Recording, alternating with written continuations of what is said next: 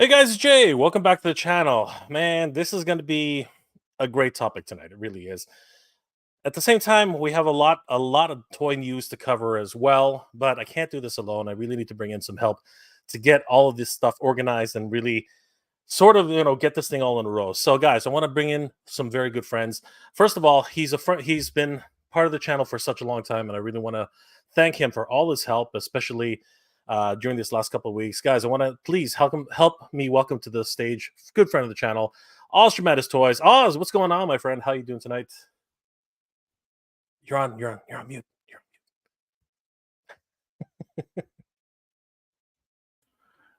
Too There many you go. controls. Can't figure out how to do this streaming thing that I've been doing for a year now. Yeah, no kidding. It gets difficult. You still have the record for 20, was it 12 hours? Was it 12 hours? It was a crazy It's stream, just wasn't it? 8. Don't blow up my legend too much yet, but I'll get to 12. I mean, honestly, at this point, what I was just streaming Toy Frenzy last night, and then we had a special Toy Frenzy episode earlier doing the quick figure review of Mondo Trap Jaw that Bobby just received. And then now, here I am doing this. I might as well just stay live from here all the way till my stream tomorrow. We'll just do it, whatever. It might end up being that way, Oz. It might end up being that way. We have some other guests that we're going to bring in right now. And Oz, if you want to just start flashing comments, because, it's going to be a busy night tonight. So, the guys definitely going to recognize all your comments. So Yes, just hang tight.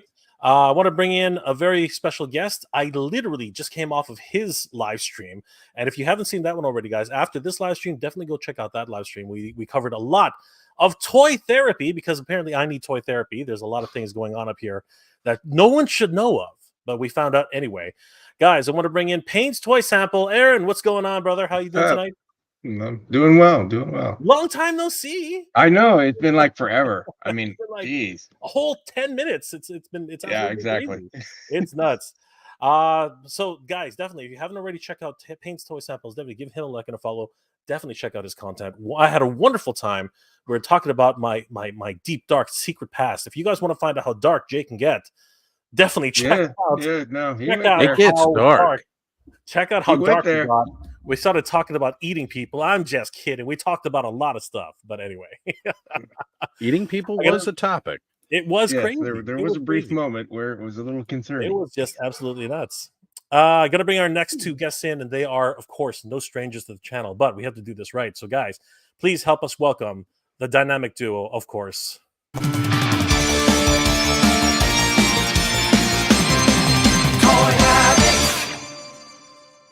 And before we go live, smash that like button, turn on notifications, and subscribe to the channel so you won't miss a beat. Guys, welcome to the channel. Toy Habits, everybody. Toy Sorceress, Michael, how are things going in your life? What's going on, everybody? Awesome. Oh, doing good. Toy Sorceress, have you moved into your castle yet? Is everything...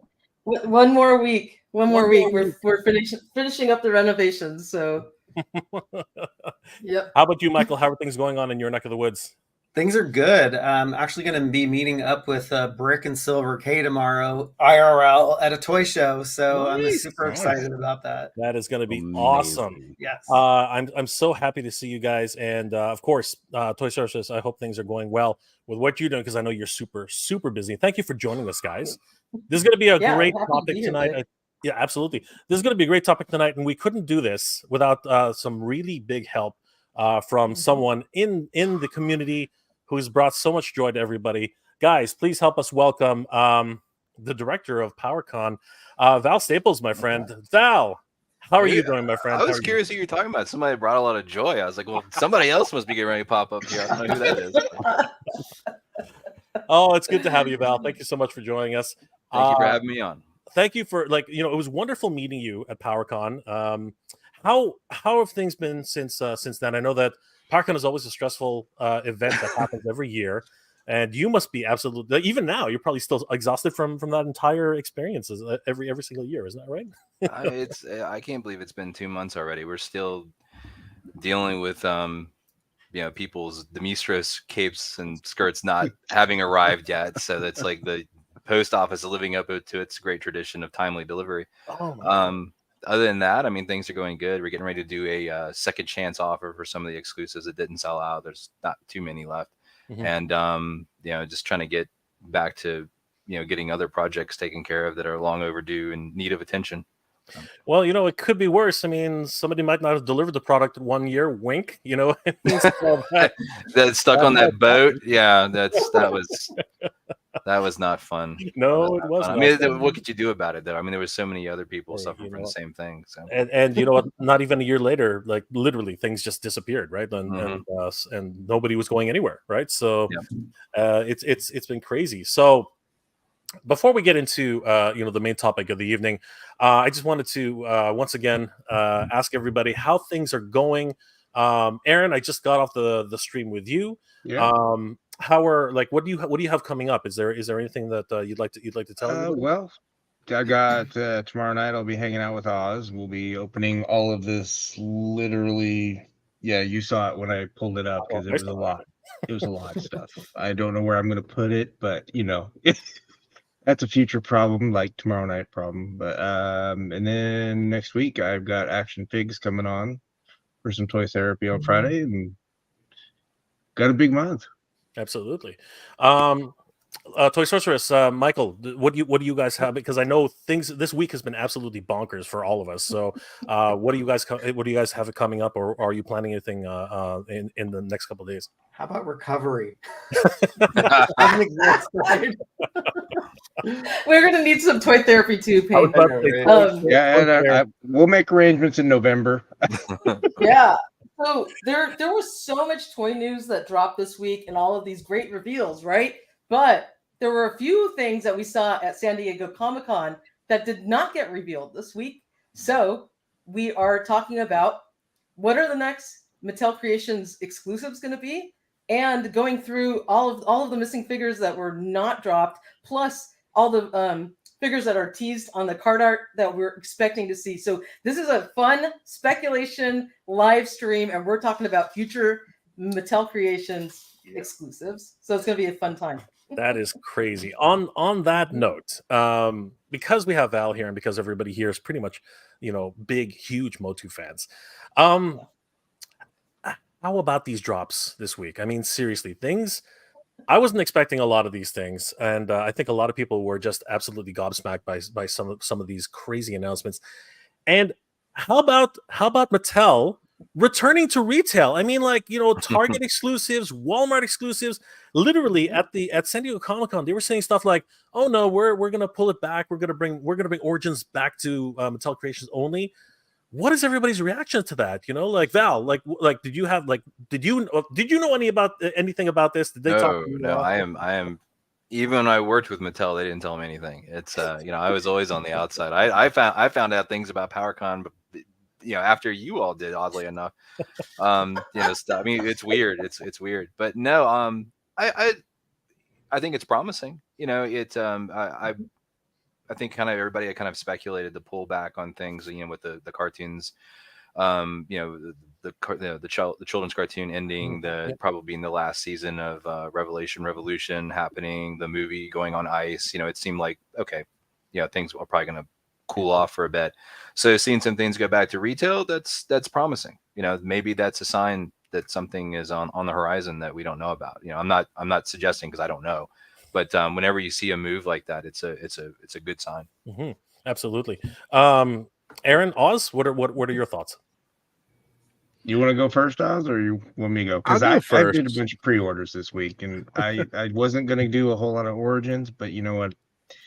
A couple of the Filmation characters made it into my pre-order list, just because, one, I don't have them in Origins, but I also really, really like the way they look. And I've scaled back on my Masterverse, so I only picked up, I think there's only one out of that wave that I actually put on pre-order. But I'm so excited. Oz. Well, the main ones for me were all Walmart exclusives, so I'm just kind of writing those off the book. Pour out some liquor. Yeah. Rest in peace, the rest of my snake men. That's all I gotta say. I'll never find them.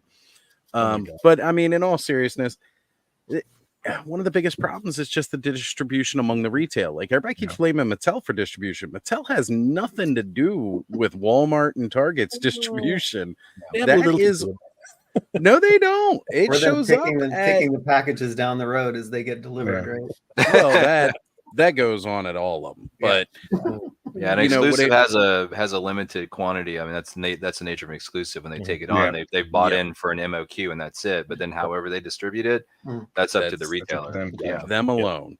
You know, Walmart has Walmart trucks show up to Walmart stores, not Mattel trucks. That's true. Same at Target. They've got their own fleet of distribution. They have their own distribution centers. Mattel can't fix distribution amongst Walmarts or distribution amongst Targets. They can't do a damn thing about it. And the way they've been shipping out their Mattel Creations exclusives, I'm less inclined to think the issue is on Mattel's end and more on Walmart and Targets. Because maybe if Mattel smartened up, they wouldn't give so many exclusive figure exclusives to Walmart when they know that their distribution's crap and people can't get these hard to find figures, the figures that are in demand, to a company who can't distribute them properly nor deliver them in decent shape because they're collectibles. That's how should we mention the comic version Manny Faces? It's not exclusive to Walmart and Target though, because that Manny Faces supposed to be Amazon. I got mine canceled. Has Walmart made any strides in improving their shipping, like how they pack things? That's the thing I don't understand at all. If you order a single figure, you're likely to get it in a bag. I promise you. Or have it canceled, right? Yeah. WWE Superstars line canceled, but they're showing up in stores. I really don't get it. Yeah. I was just going to add, one thing I do got to say is, for example, Hasbro has learned their lesson with their G.I. Joe classified retro figures that were always exclusive to Walmart, showing up to people folded in half like tacos when you know that the reason you're buying the figure is to display it and keep it on card before you buy two and you open one. They learned their lesson. They took the exclusive now away from Walmart and they're making their card backs thicker. So a company can learn, they can adjust, they can make corrections. Giving those 3 Snakeman figures that everybody wants to Walmart was a big mistake. But I love Mattel and I love MOTU, so I'm not trying to get on their case. It's Walmart's distribution that's frustrating, right? Yep, absolutely. Coming in. Go ahead, Jay. Yeah, sorry, really quickly. Coming in all the way from, you know what? I forgot where. I was going to say California. I don't know why I was going to say that. I knew he wasn't. I knew he wasn't. Detroit. Anyway. Detroit. He's not even like 3 hours away from me. So, guys, please help us welcome a Punk with Toys, everybody. What's going on, Lawrence? How you doing, brother? Hi, how you guys doing? Good to see you, brother. Good to see you, man. Sorry, I literally fell asleep. We're all old people now. I know, right? I'm usually in bed by now. I got senior pictures to do with my son, so tomorrow. That's awesome. I don't have to do them, so it doesn't matter to me. Well, awesome. I will probably last about a half hour more, and then I will probably be pumpkining because I'm old and apparently, just can't stay. You're still around. Absolutely. I am too. So, Michael, he can't even hang this long on my streams. Yeah, no. Michael Torsorcerus, you guys got an early glimpse at some of the cartoon figures, and yes. What are your impressions right now in terms of like as Val mentioned, you didn't get those from Walmart, so what are your impressions of the figures themselves, and what are your hopes for this? Got them from some mart. That's all I'm going to say. But I really love the cartoon figures. It's literally ripping the figures right out of the cartoon, and they finally got He-Man's head sculpt right. Yes, Beastman looks amazing. I can't wait for more to come. And what that means too is with the Origins cards, there's going to be more teases for figures. And so I really hope, love it. I really hope that they start doing like some deep cut figures and all that stuff. So like Demos was teased on the card art for He-Man. So I really hope they kind of go all in for this one. They look amazing. I love the fact Toy Source is just like modeling them for us. I know. Does this all the time, which is You great. have to do the little modeling twirl. Like right? she's like Vanna. Anna White, absolutely. Oh my gosh. So you know what? There we go. Toy Sorceress, the Vanna White of toys. I love it. I gotta Great show the stuff, card though. back too. Oh, I love the new. I love the The new back and forth. color Yes. is just I love gorgeous, right? Unpunched. And then with the little logo on the bottom. And the funny thing is, the card back art. This is directly pulled out of the episode that Beastman's extra accessory is with. Yeah. That hover ray that he comes with, and he's stealing, the dragon's eggs and moving them over to this like little hovercraft, and the dragon's getting pissed off over here. But this is right out of the episode. Absolutely. And the Mattel's amazing team's brand new art, but it's homaged on the card back, which is so great. Which is incredible. So. But I love the filmation style, Grayskull. I love the blue background. It's really changing the whole game up. It's incredible. It tells you right here what episode it's from. This is the Dragon's Invasion. So great. So you can see on the top, that's the episode it is. And then it tells you, sorry, everything's backwards to me. What the extra accessory is, and that's his hover ray. So you could, if you wanted to, go and Google, that episode or pull it up on your DVD or whatever and watch it. And then you have the context to why Beastman has this hover ray. And it just makes the toys that much more fun to enjoy, because probably it could be a while that people have watched, the cartoon. So I have a question, which is awesome. I have a question that's made people mad at me. No, really? What is the second He-Man sword from? Which second He-Man? The sword of the ancients? Yeah, that's the sword of the ancients. That one, yeah. So and the sword of omens. Yeah. So Sword of Ancients from the Mask of Powers episode. Correct. So if you follow the mythos of the original mini comics, or actually the toys themselves, there's supposed to be two halves of the Power Sword, right? I know that. Now the two halves of the Power Sword never showed up in Filmation, but what they did instead was actually make it so that these two swords, right, the Sword of Power and this sword, they actually ended up joining in the episode. Spoiler. Sorry, I should have said that ahead of time. No mask. You've only had 40 years. I don't think you're giving them. I know. It should be fun. All right, guys. We now have actually three people here who attended PowerCon, and I just wanted to first start by saying, finding out what everyone thought. I'll go with everybody else first. Aaron, have you ever been to PowerCon? Like, did you ever have to? I have. With my son, there's just no way for me to attend any cons. So. Oh yeah, sorry. Yeah, okay, I understand. So Toy Sorceress, Michael. I know you guys were planning on doing it, but unfortunately, last minute, it kind of all the plans fell through. So what happens? No, we had major FOMO. We were actually covering PowerCon from our homes, just trying to get articles updated, new stuff that's coming out. So really appreciate all of the coverage that you had on the floor, which helped us out a ton. There were so many toy tubers there. It was hard not to be so excited, and it was literally like a meet and greet with toy tubers. It was so much fun. As a matter of fact, Oz, the community came together to help you make your trip. What was your experience at PowerCon? Because honestly, it was something else, wasn't it? It was a roller coaster ride from the moment I ordered my tickets, then realized there's no way I can make this actually happen. And now I've bought these tickets, and then back to, holy crap, this is happening. I got to get everything booked in like 2 weeks.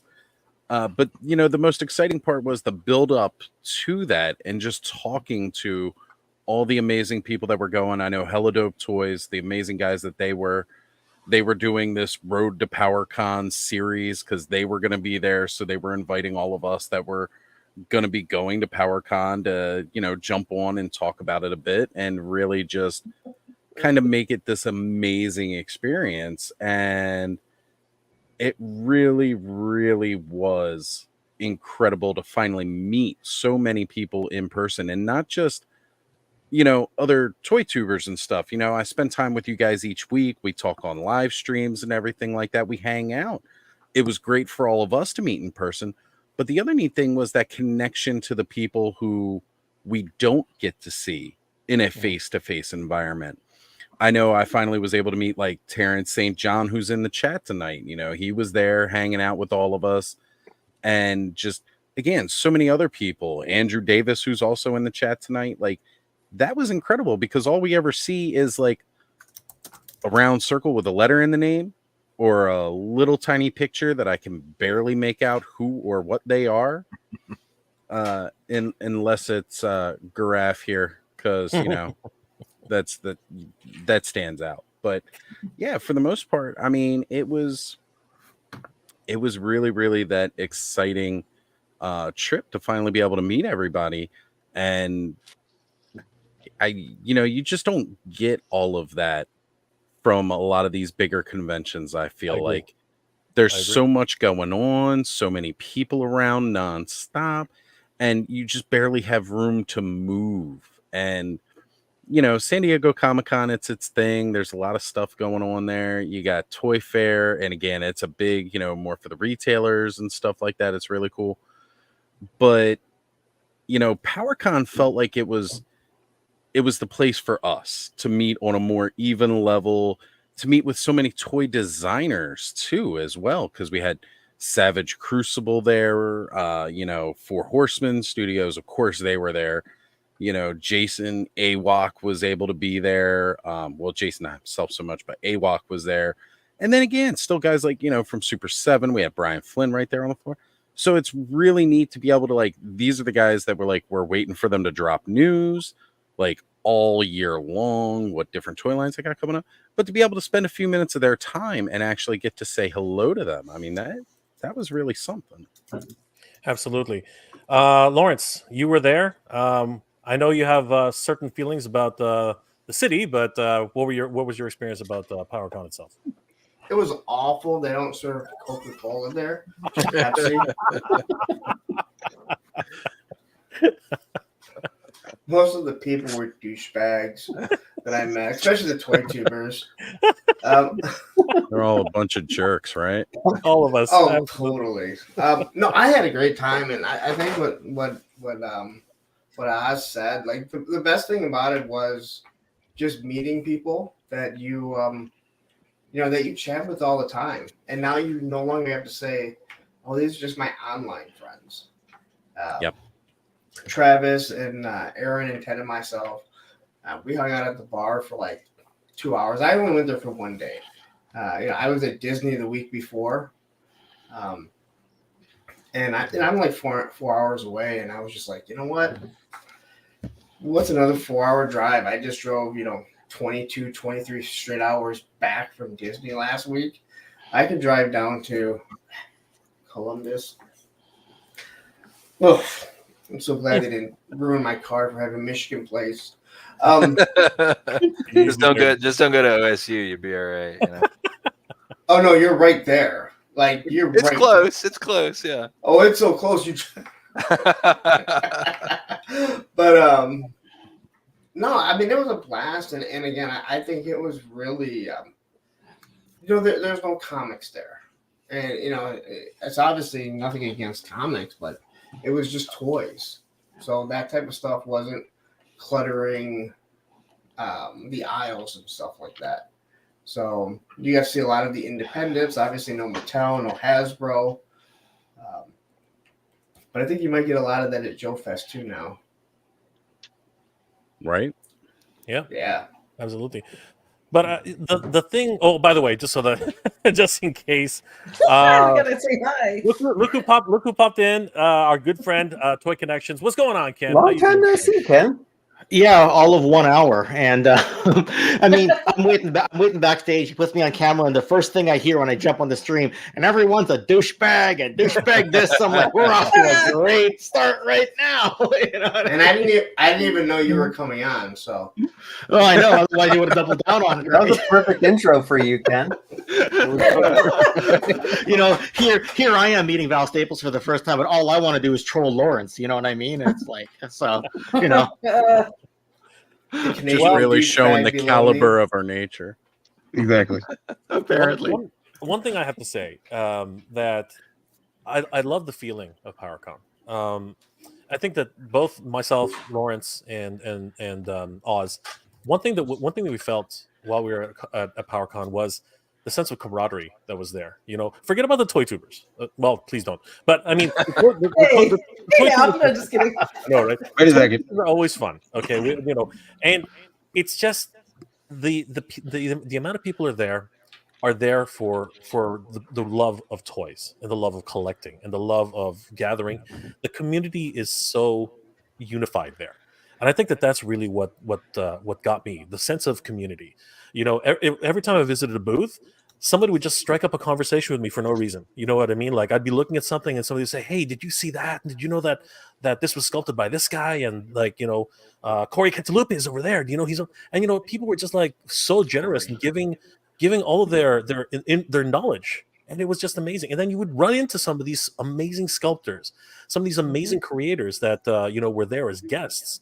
You know, I met Pixel Dan for the very first time, and I literally lost my mind. I mean, he was one of the reasons why I started doing toy reviews and toy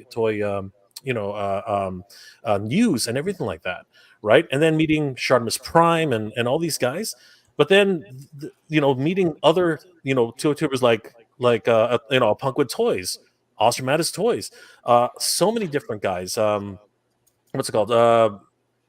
Anyway, so many different wonderful toy tubers. Geek Dad Life, you know, it was incredible, right? But the sense of camaraderie. The Foosh was there too, wasn't he? Yeah. Sorry, Robo Right? was there. Foosh. Exactly. Yeah, absolutely. As a guest. As a Toy, guest. Toy Galaxy, I think, was there too. Yeah, that's true too. Yep. Yeah. And he Dan. went on. And you know what?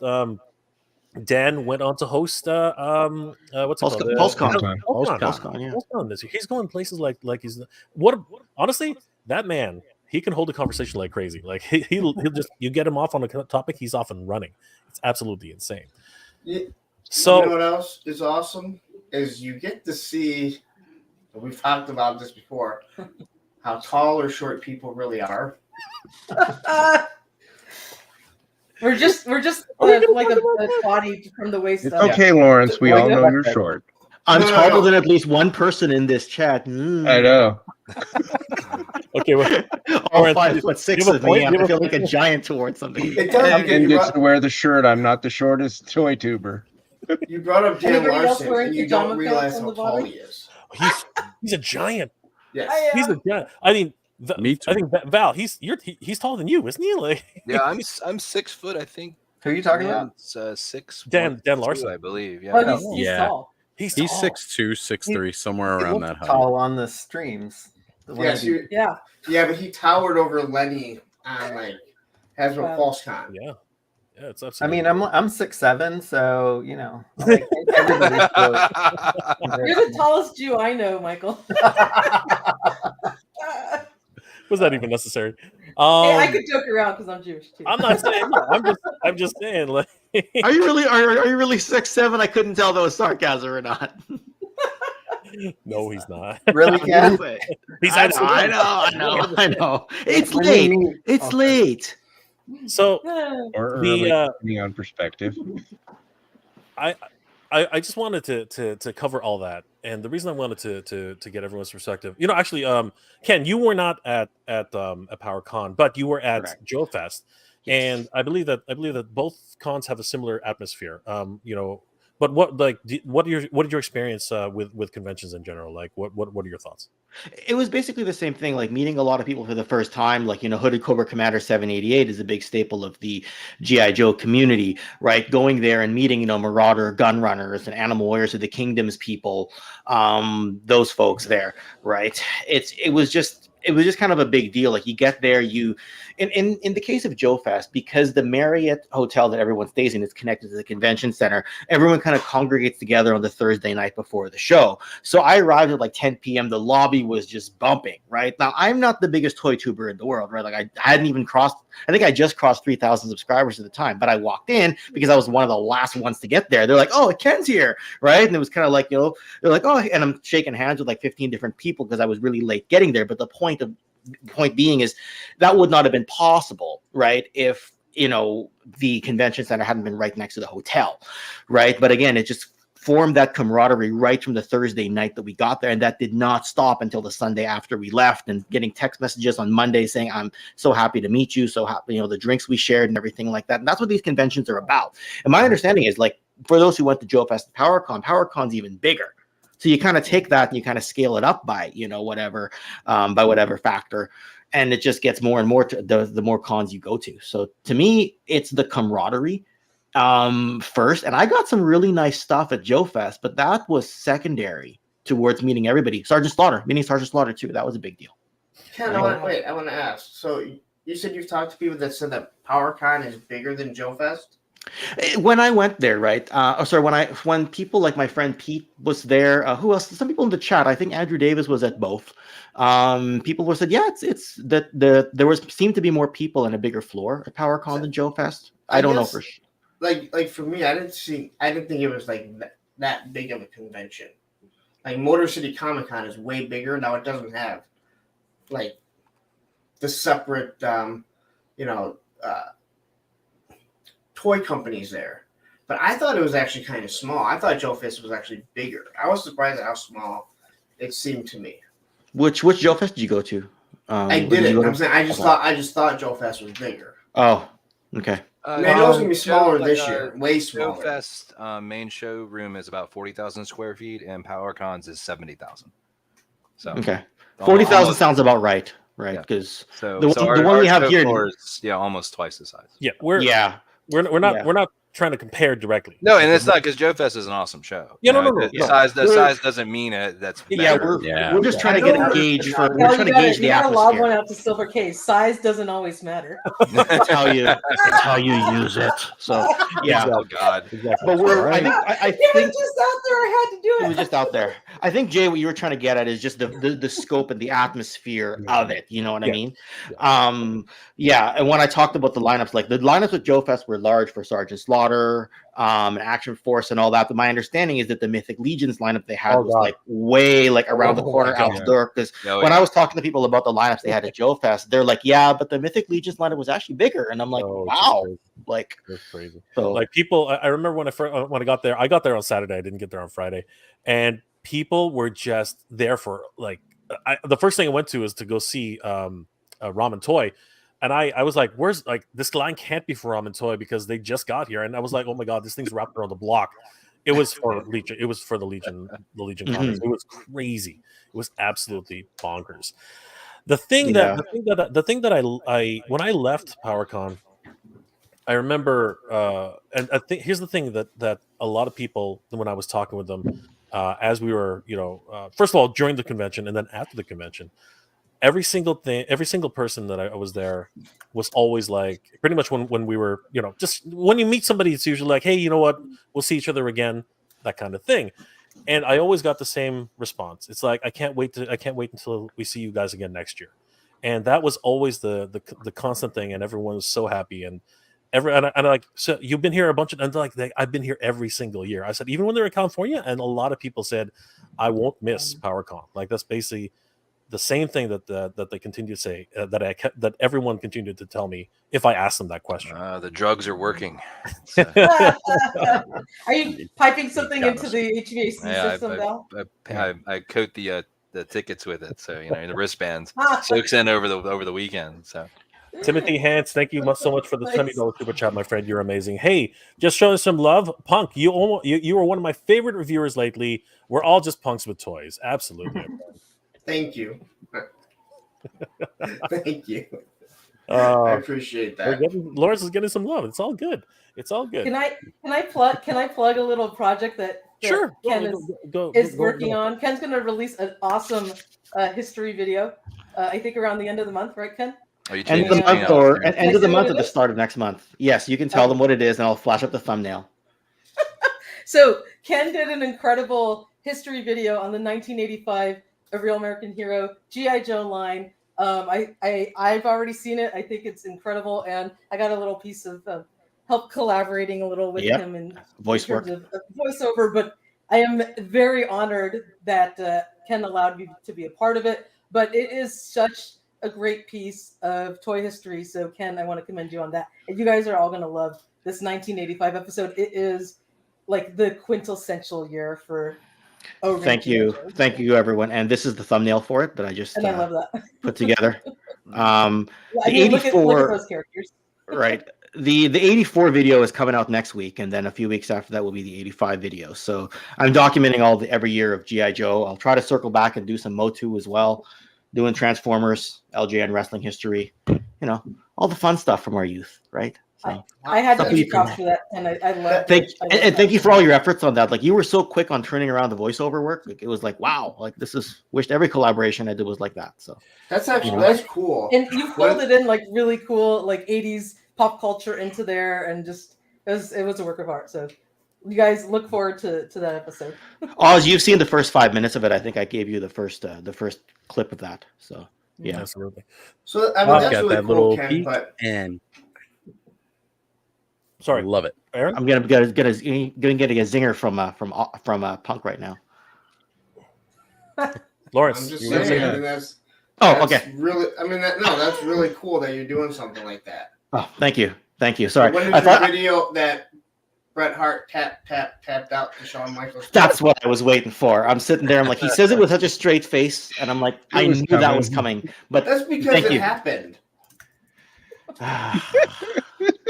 I'm so gaslit right now. It's like, Survivor Series 1997 did not happen in my head the way it happened in yours. But anyway, no, thank you, Lawrence, for the kind words as well, and the zinger at the end.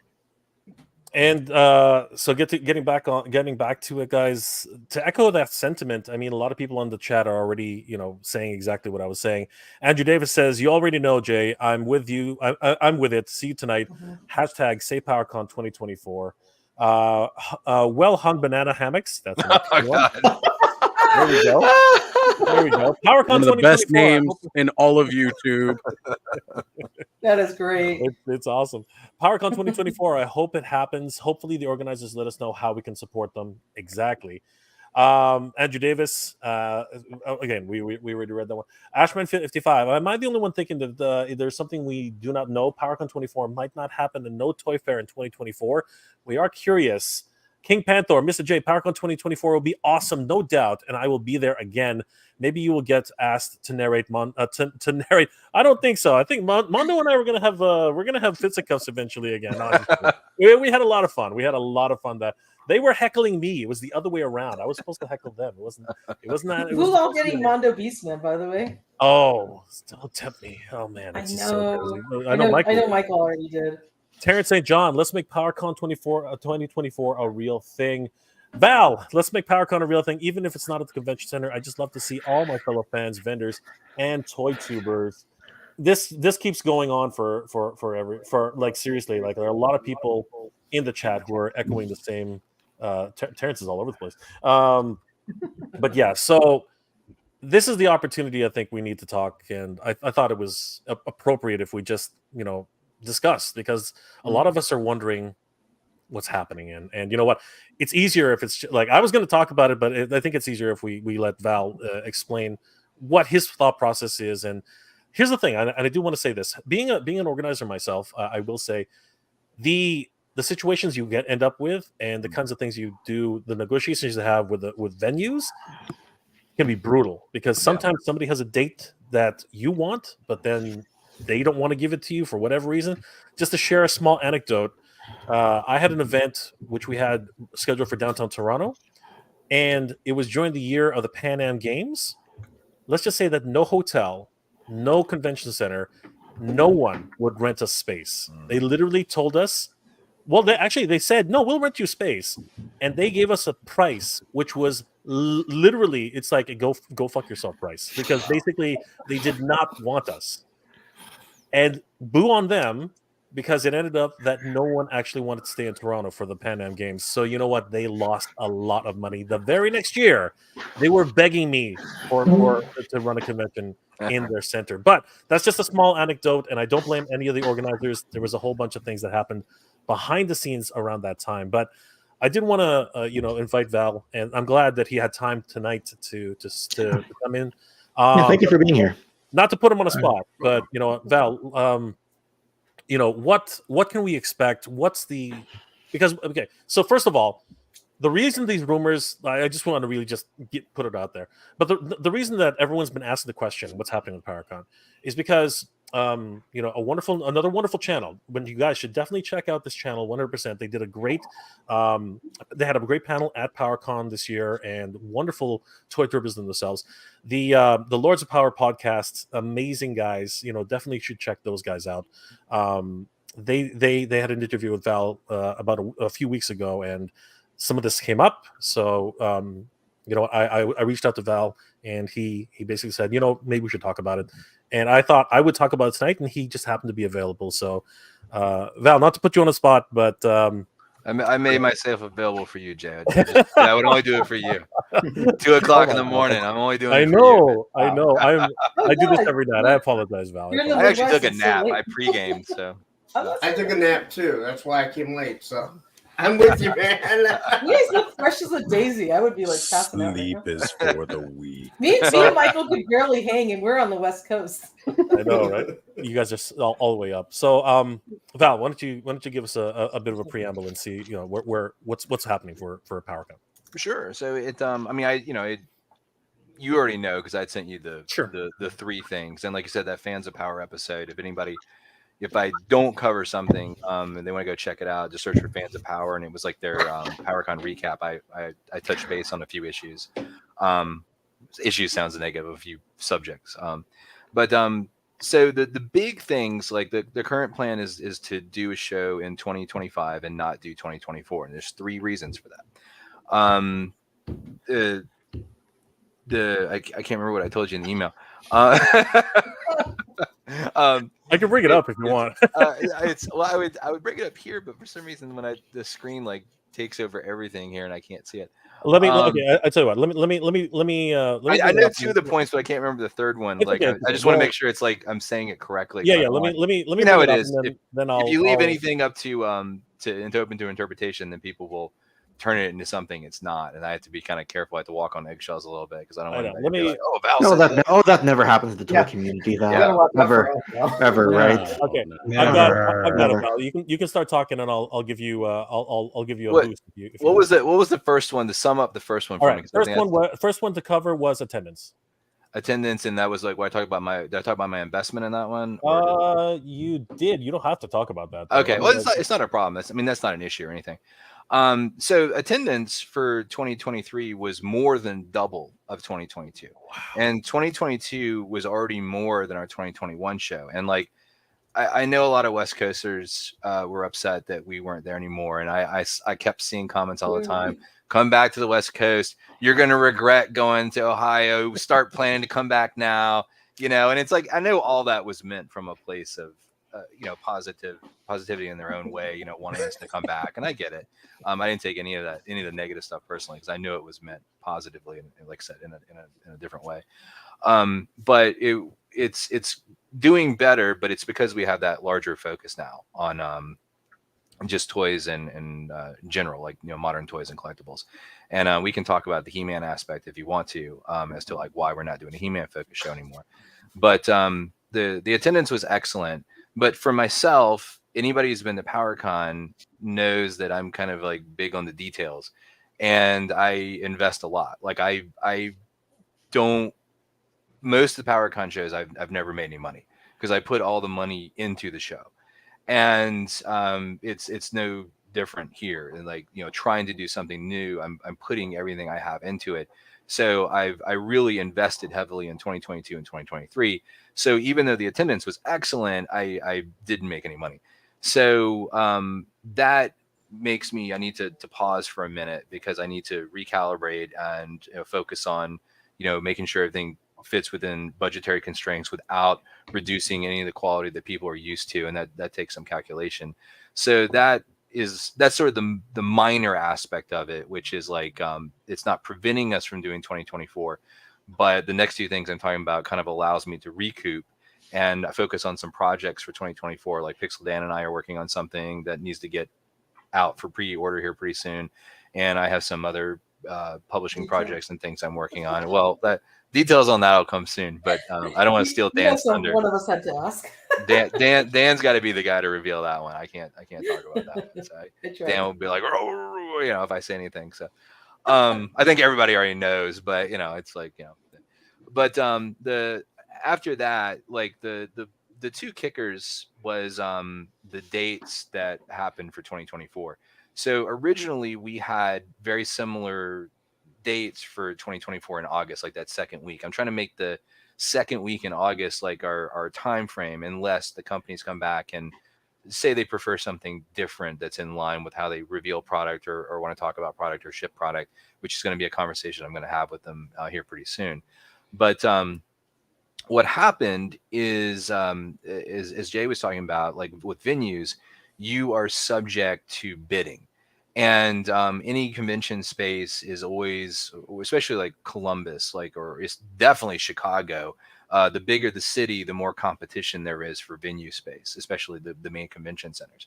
And what happens is there's always so many events coming in. A lot of us, we tend to think of like events at convention centers being like, comic based or toy based or pop culture based, but there's so many other things that come in. You've got religious based events, you've got educational based events, you've got political based events, you've got all type of trade you can think of, from apparel to cars to mechanical bits for the audio, for whatever you can think of. There's all types of trade events. So there's all these people competing for space. Healthcare is another one. Like healthcare industries come in for their review seminars and things like that, and take up all types of stuff. Heck, my girlfriend is getting ready to go to an event this weekend at the Columbus Convention Center about hair. It's like the salon industry and that sort of thing. So I mean, there's all types of stuff that take place. Yeah, and you're also a college town. So I mean, yes. like there are tons of conferences that happen there all the time. So. Exactly. Yeah, and they it's like, because of that, they're smaller, but there's a lot of them so they kind of cannibalize all the space that's available in different ways. So and I know that sounds negative. I didn't mean it that way, but it's something where you can reserve a spot, but if somebody comes along that's got more money to put down, they're going to win. Because what happens is, it's not just about the convention center saying, hey, we're going to make more money. It becomes available. There's a number of city officials or a city board that also reviews citywide events, because events that come in specifically to the convention center bring in additional commerce to the town. So if somebody comes in and they're going to bring 20,000 people, and they're going to take up 3 halls of the convention center, they're going to take up 2,000 rooms in the hotels. Well, that's going to get preferential treatment to the hotels, but it's also going to get preferential treatment to the area business, because they bring more money for retail shopping, for food services, for restaurants. So all of that gets considered by the city, and they're going to lean towards the person that brings in the most money. And so that's what happened to us. A long-winded story, but I figured some people might want to know how that works. And so we got bumped into the only available date that still remained, which was it Labor Day? Is it Labor Day weekend? Yes, is that right? The last weekend of September. And this all took place very quickly. Like, I was in the middle of PowerCon when we found out we got bumped. It was like a month before the show. And I was scrambling, and I none of us were thinking this is Labor Day, but it was the only slot available, so we took it. And then when I was at the show, when we were handing out the re-up forms to the vendors, I was looking at the date, and I was like, oh no, we can't do Labor Day. That's a death date. It's not only is Dragon Con that weekend, which a lot of some of our vendors and stuff will go there. Like Dragon Con is one of the few shows that's been able to take a weekend like that and make it work. But we have like toy companies, and a lot of the guests, they've got things going on. They can't come on Labor Day. They're off. People from their company are off, or they're spending time with family, or they already made plans to do other things. And on top of that, it's a lot the same way for attendees. They have doing things with travel or with family, and they don't really want to come to a convention. So Labor Day is historically a very difficult weekend to make a convention happen. Some people have tried and succeeded, but many do not. And I don't want to be somebody that comes in and risks that going south, already knowing a number of people cannot attend. So the problem is because we found out so late in the game that we got bumped, which kind of stinks that we got told so late. There aren't many options available anymore, because other people have already.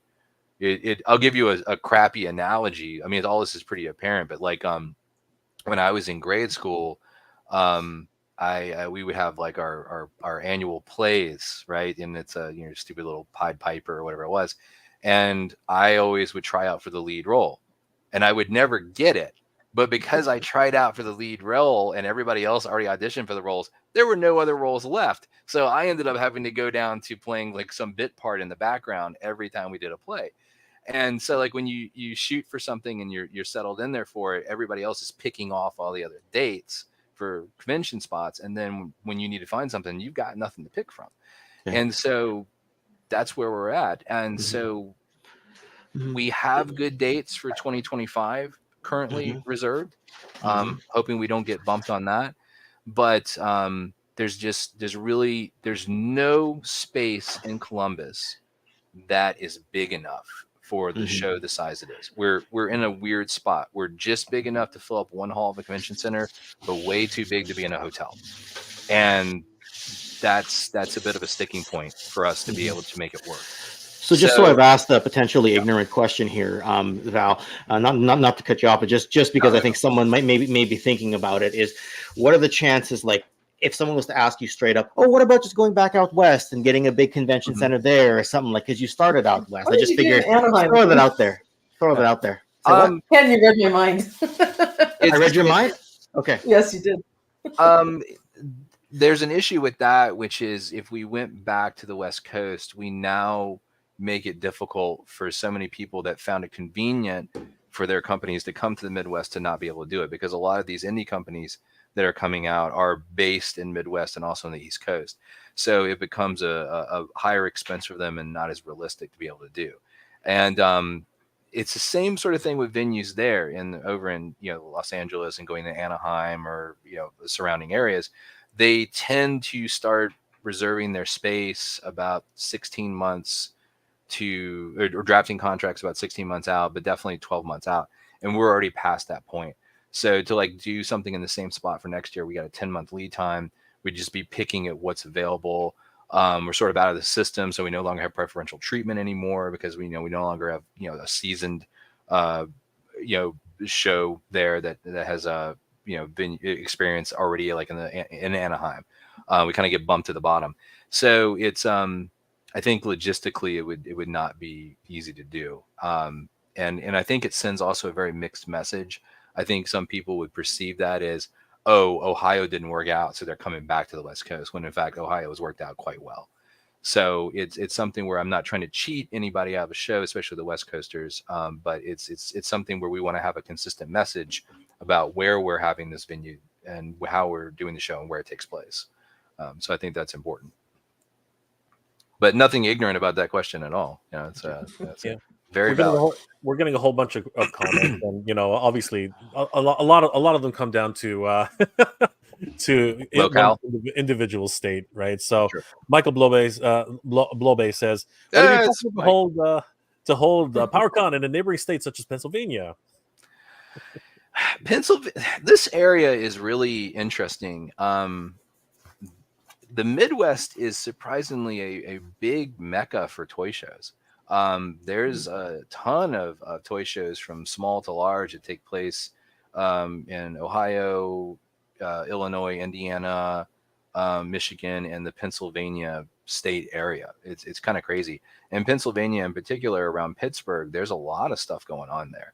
So I think we'd be just kind of trading one thing for another in terms of like competing for space and trying to find something. In fact, I also have to be careful where I don't want to, whenever you set up a new show, you run the risk of upsetting people who already have a footing there. And that happened with us here with one show. I want to have good relations with everybody. I don't want to compete with everybody. I view toy shows as kind of like shopping. It's like saying you can only go to one toy show a year is kind of like saying you can only go to Walmart, Target once a year. It's like, you'll always need to buy stuff. You'll always be looking for things. Every weekend's a different experience. So, there's always that opportunity. So you can have 3 or 4 toy shows coexist in a city and be great. But I like there was one show here, and I'm not going to mention names, that just to this day is not happy we're here, and have not been able to make any inroads in trying to build a relationship there, whereas everybody else has been very cool. I don't want to risk that same situation of going to another city, trying to set up stakes temporarily and maybe ticking off somebody there, especially if we're only there for like 1 year, it gets risky when you do that. It's some people fear a loss of momentum if we skip a year, but PowerCon has skipped shows in the past, skipped years in the past, and we've not had any issue with it. Plus, there's other shows out there that are biannual. They like Power Morphicon, for example, and that hasn't affected their attendance, whatever. I didn't realize they were biannual. For some reason, I just assumed that they were annual. I think a lot of people assume that they are an annual show, but no, it's Scott does it every 2 years. Wow. It's like, I think D3 also used to be biannual. I think they might be annual now. But there's other shows that do that. So it's but I mean, it's all valid positions, like why not explore another venue, another state, worried about skipping a year. I definitely understand why people are making the suggestions and voicing them. It sounds like you're considering doing maybe a smaller regional meetup or something like that anyway, right? So thinking about it, it just depends again on what's available and how we're going to do it. I would definitely label it as sort of a placeholder without saying the word placeholder, because I don't want it to sound like it's lesser than, but I also don't want people to think that PowerCon got smaller all of a sudden. So it's something where we have to be very careful about that. It's if I call it like the PowerCon special or something, it might be something fun with that. Absolutely. I mean, there are a lot of people there are a lot of people who agree with the decision. Giraffe says, "I love the show being in Ohio because I won't need to go to Cali." Well, California is awesome. I mean, I love California. Absolutely. I know two people who are really happy it was in California, but for Lawrence, myself, and Oz, I mean, like, it's not that bad to just take a few hour drive. You know what I mean? So Christopher Wirtz says, I love the show being in Ohio since I live in Columbus area. Oh well, you know what I mean? Of course, it's right in his backyard. And Chris is like, come to Chicago, please, Chicago. Well, that was originally where we were thinking about going when we did this, but it just proved to be cost prohibitive. Chicago is a union town, and oh God. So you know what I'm talking about. Oh my God! So the costs get out of control really fast in a union. Can you move this box? Can you move this box, please? Let me get my manager on that. That's what it is. And then it's after hours, so the rates are double. Yeah, that's right. Let me read chapter 4 of the union agreement right now. Forget about 3 o'clock. Like, nothing's done. It's the prevailing wages. Sorry, that's from instruction. I'm surprised. How does Kane County get it done? You know what I mean? So well, I don't know with fairgrounds how the union comes into play there. Fairgrounds tend to be a little more Wild West, I should say, in terms of their operations. That's true, because they're not a hotel, they're not a convention center. Yeah, exactly. Yeah, I got you. I mean, the venue literally like 2 weeks prior was basically a barn for horses. And that's not a knock. That's what those facilities are for. They serve agricultural purposes and things like that. And so there's a lot of that there. So a lot of those facilities aren't set up to have the comforts or the options that you would find in a convention center. A lot of them are sort of a bare bone operation. Some of them don't even have like heating or air inside of them. And it's like the price is amazing, but you get what you get for that price. Yeah. So a fairground is just not a place that I would want to go, because it doesn't represent how I want to present PowerCon. Yeah. Wait a minute. No heat. You could make PowerCon little fans that blow mist like Disney and sell them for like $50 each. Could you imagine having all these have that for free? You have that idea. Well, it's like, I mean, that's Kane County is like in shows like that. They've made that work because what they're giving you is a genuine sort of toy hunting show experience. You go in there, these vendors are not paying a ton for money, so you get this crazy array of vendors, from like Uncle Joe with what he pulled out of his closet to the biggest toy shop in the state coming out, and so it's an amazing array. But it has a little bit of a flea market feel to it, which is great. It's great for shopping. It's a great shopping, but a lot of companies don't want to set up and like that kind of thing, because they need the amenities that will come with like a hotel setting or a convention center setting. You know, it's like, so. I have to agree, because one thing I did notice. So actually, going back to your point, Lawrence, is that with Joe Fest, for example, I watched several walkarounds, and one of the things you notice at Joy Fest is that everything's like tight. It's actually really, really tight, very similar to a regular toy show, right? The hours are actually very, very small. That feels forgive the term, as Val said it, but it does feel a little bit flea market-ish, right? Like I make jokes about certain conventions all the time. Like literally, it's just a swap meet.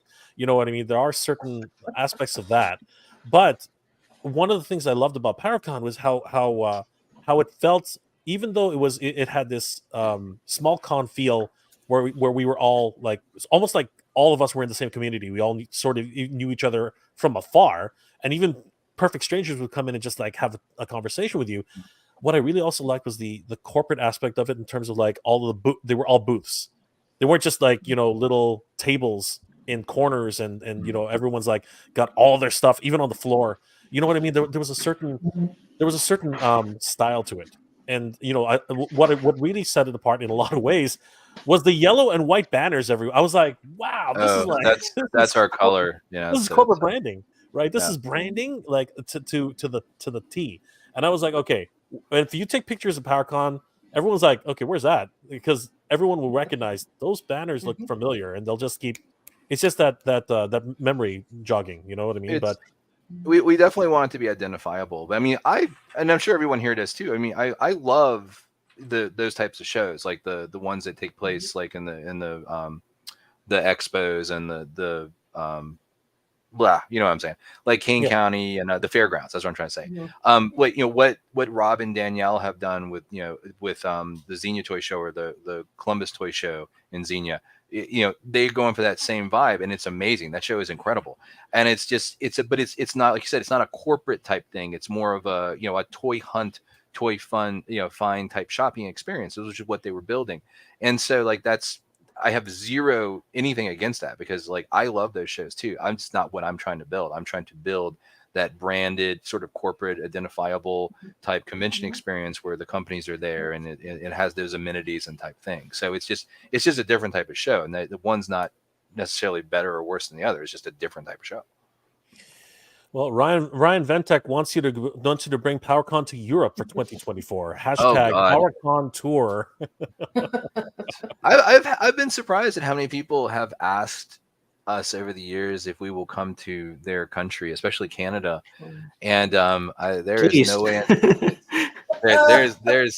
There's no way in heck I'm crossing international borders to do a show. It's hard enough just to cross as a vendor, let alone as an organizer. So as much as I wish it was up here, it's Val. You know what? We can make that happen, but it again, there are other ways to do it. But all I'm saying is, I understand the logistics alone are just a nightmare. I know exactly what Val's going through. But Michael, you were going to say something? I was going to say, like, I've been listening to Val, and just the way that he talks about the attendee experience is music to my ears. Because like I do research and do user research for the last 23 years, and we're all about making things great for the people that use our products or the people that visit these events. And so I really commend you on just focusing on it's the finer things, and that sets you apart from other venues. There are other people that might not think about that stuff, and they're all. But as you know, it also depletes the wallet in the process. I bet. It's the extras cost that it's something that we hope to build on. I mean, I wish. Don't let me forget that the third point, which I've already forgotten. It's Jay's muted. I would love if do you want it now or later? Well, if I don't want to cannibal. I mean, I don't want to monopolize the show. But it's well, this don't get me wrong, Val, but this is the show. Like we were here to talk about PowerCon, so we might as well talk about PowerCon. I just don't want to bore. It's like Punk's over there, like he's ready to punch me. Like, I'm tired of this guy talking. Yeah, I'm glad he's looking at you like that, and not me. That's his normal face. Right. The sandwich you're in right now is like dying for this information, because they're going to want to talk about it. I mean, Sorry, I would Laura. love to have the show. Do tell, Val.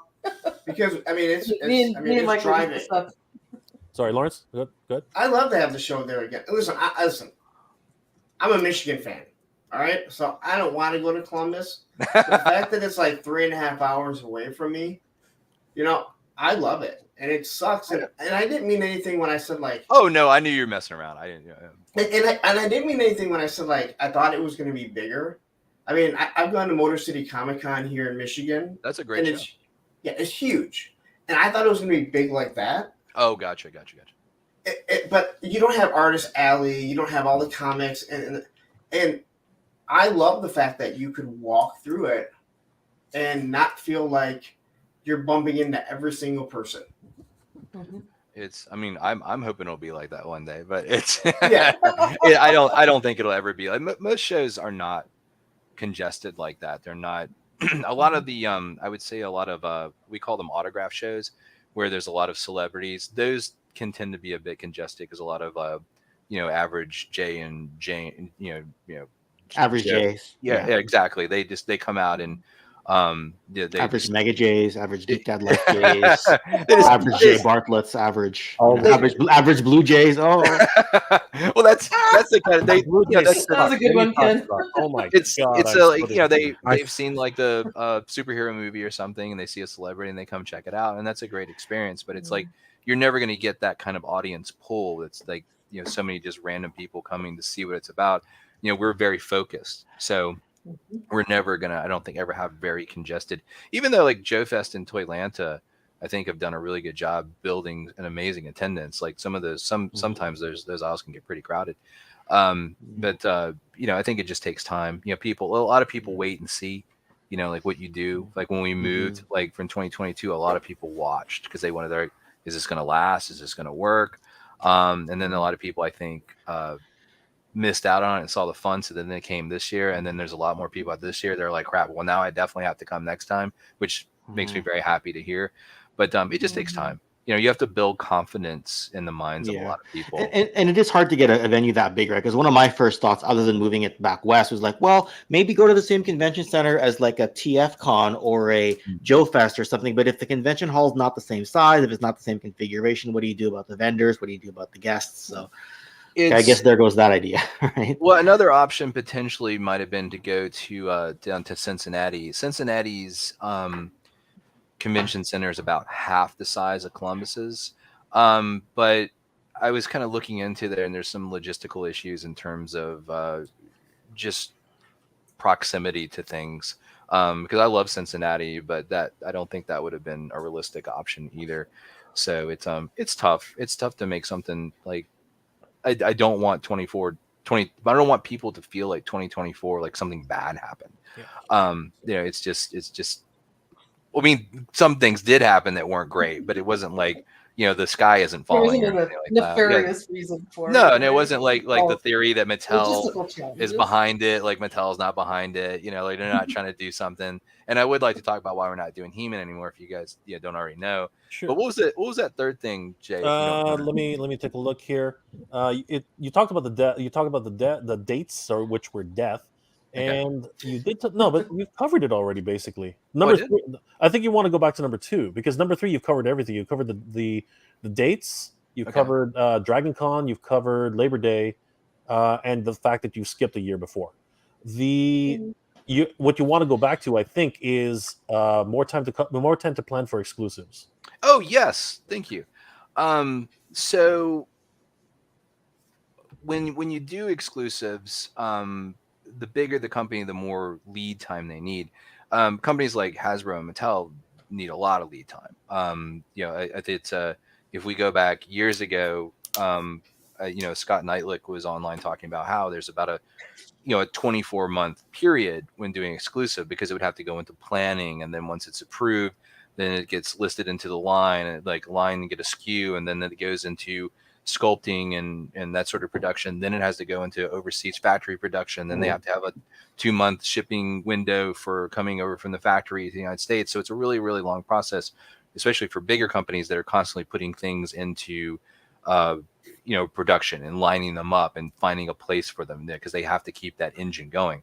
the smaller you get, the more leeway you have. And like the indie companies have a little more leeway, but still not that much. They need ideally at least a year to get that done, simply because the factory, the factories that they work with in some instances are not as okay. I heard some really weird noise outside my window. I don't know what that was. There was Chupacabra. Someone hunting for PowerCon exclusives apparently because they heard It's the words. Mattel. So. Odds are it's a Right. skunk is what concerns me more. I was going to say, do you have animals out there? Yeah, it's we're in the city, and still I'm surprised how many raccoons and skunks are running around all over the place. So they need more time, and like 12 months for any company I think is pushing it, because they have to check product samples and make sure everything's okay, and go into revisions and check the paint samples, and then allow time also for shipping for them. And they have to also, everything is going to go onto a boat container. They're going to share a container with somebody. Otherwise they have to air freight it. Air freighting is so expensive and would kill an indie company if they had to air freight everything over. Yeah.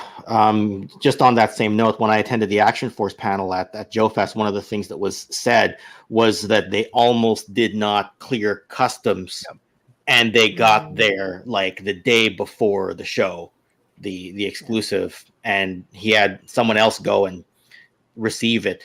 And with those exclusives, that even assumes that these companies can get the factory time, right? Because you go into a queue with every factory production run. Even if you say, "Oh, but my tooling is done, I just want to repaint." Okay, but we got this company and this company and this company's like, "Yeah, but I need it in 6 months for the thing." Well, the factory shut down for Chinese New Year and all that stuff. Yeah, There's that's just another so many big logistics. Ken, he won't have that problem this year. Okay. But no, that's spot on. Yeah. That was the silent the keep it quiet kind of. Yeah, it's like now I want to know. But yeah, that's spot on. Exactly what you said. And it's if we allow and to go back to it, I mean, that happened to us. The Fwish glow in the dark skeletons got stuck in customs. Oh, no. They could not get them released. They were there, but I felt so bad for those guys because I was privy to the emails, and they were running them through the ringer, like on the questions and stuff that they were asking the Fwish to release it. And we're like, what is going on? Like, why are you asking these questions? These are so weird, and they were like treating the product like almost like it was contraband or something. It was really strange.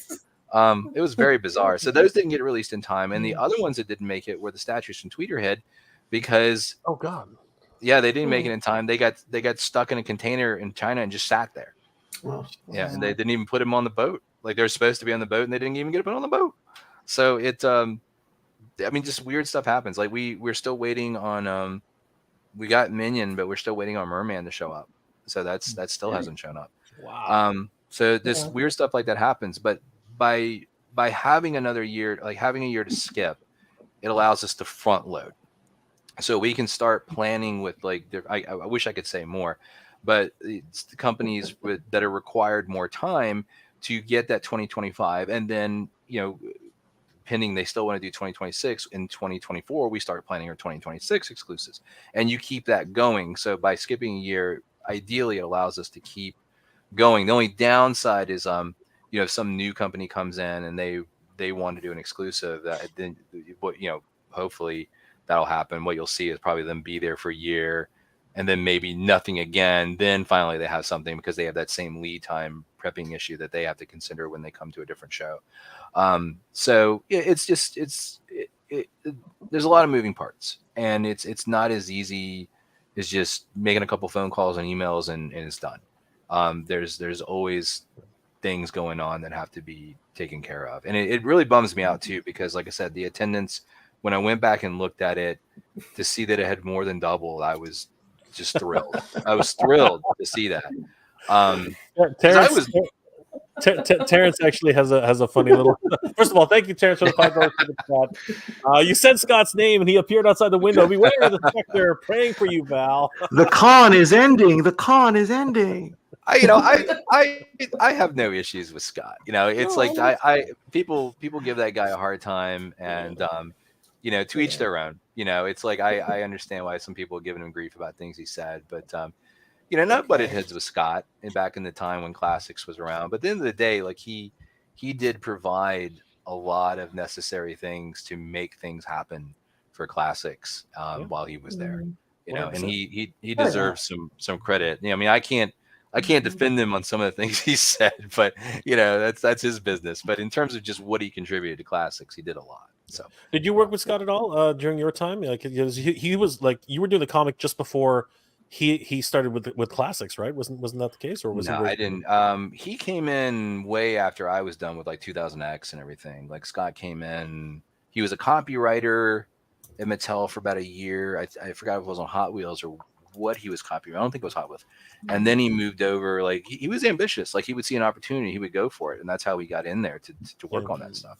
But I think he came on right as like the Four Horsemen were pitching that 2007. I think Scott was in there about 2008, I think, and we were not doing any licensing or anything with Mattel at that point. So it's just going back on your history. Is there any possibility that they'll be making an anthology of the Image comics anytime soon? Is that a possibility? I don't think I'm out of line by talking about this. So that actually is a conversation that I had with Dark Horse years ago when we were doing the books. But they never pulled the trigger on doing that. It was supposed to be a collected volume of all the comics, of the Marvel, Star, the DCs, the Image ones. Yeah, all that leading up to the current stuff, which I think there was at the time, there's sort of an embargo on it where it was like all the DC stuff was going to, and they did. Remember, they put that in like that omnibus collection. So that was stuff. So, but the Dark Horse, like we already did those in the mini comic, like the Dark Horse ones. So that was something that was planned, loosely planned. It wasn't like scheduled or anything, but it never moved forward. So I don't know. I mean, if they still want to do it, we have most of the assets for it. So, we had already started going in and taking the Star comics and, doing the restoration process on it, but we stopped pretty early on because it just never, progressed very far. Is there any chance for you picking up that storyline at all? Because, I think a lot of people really like that version because not that the current versions aren't any good. Because I love where all the new books are going, right? But I mean, I think that a lot of people are still interested in 2000X. You know what I mean? Like, you mean like continuing it? Yeah. Yes. I very, very much.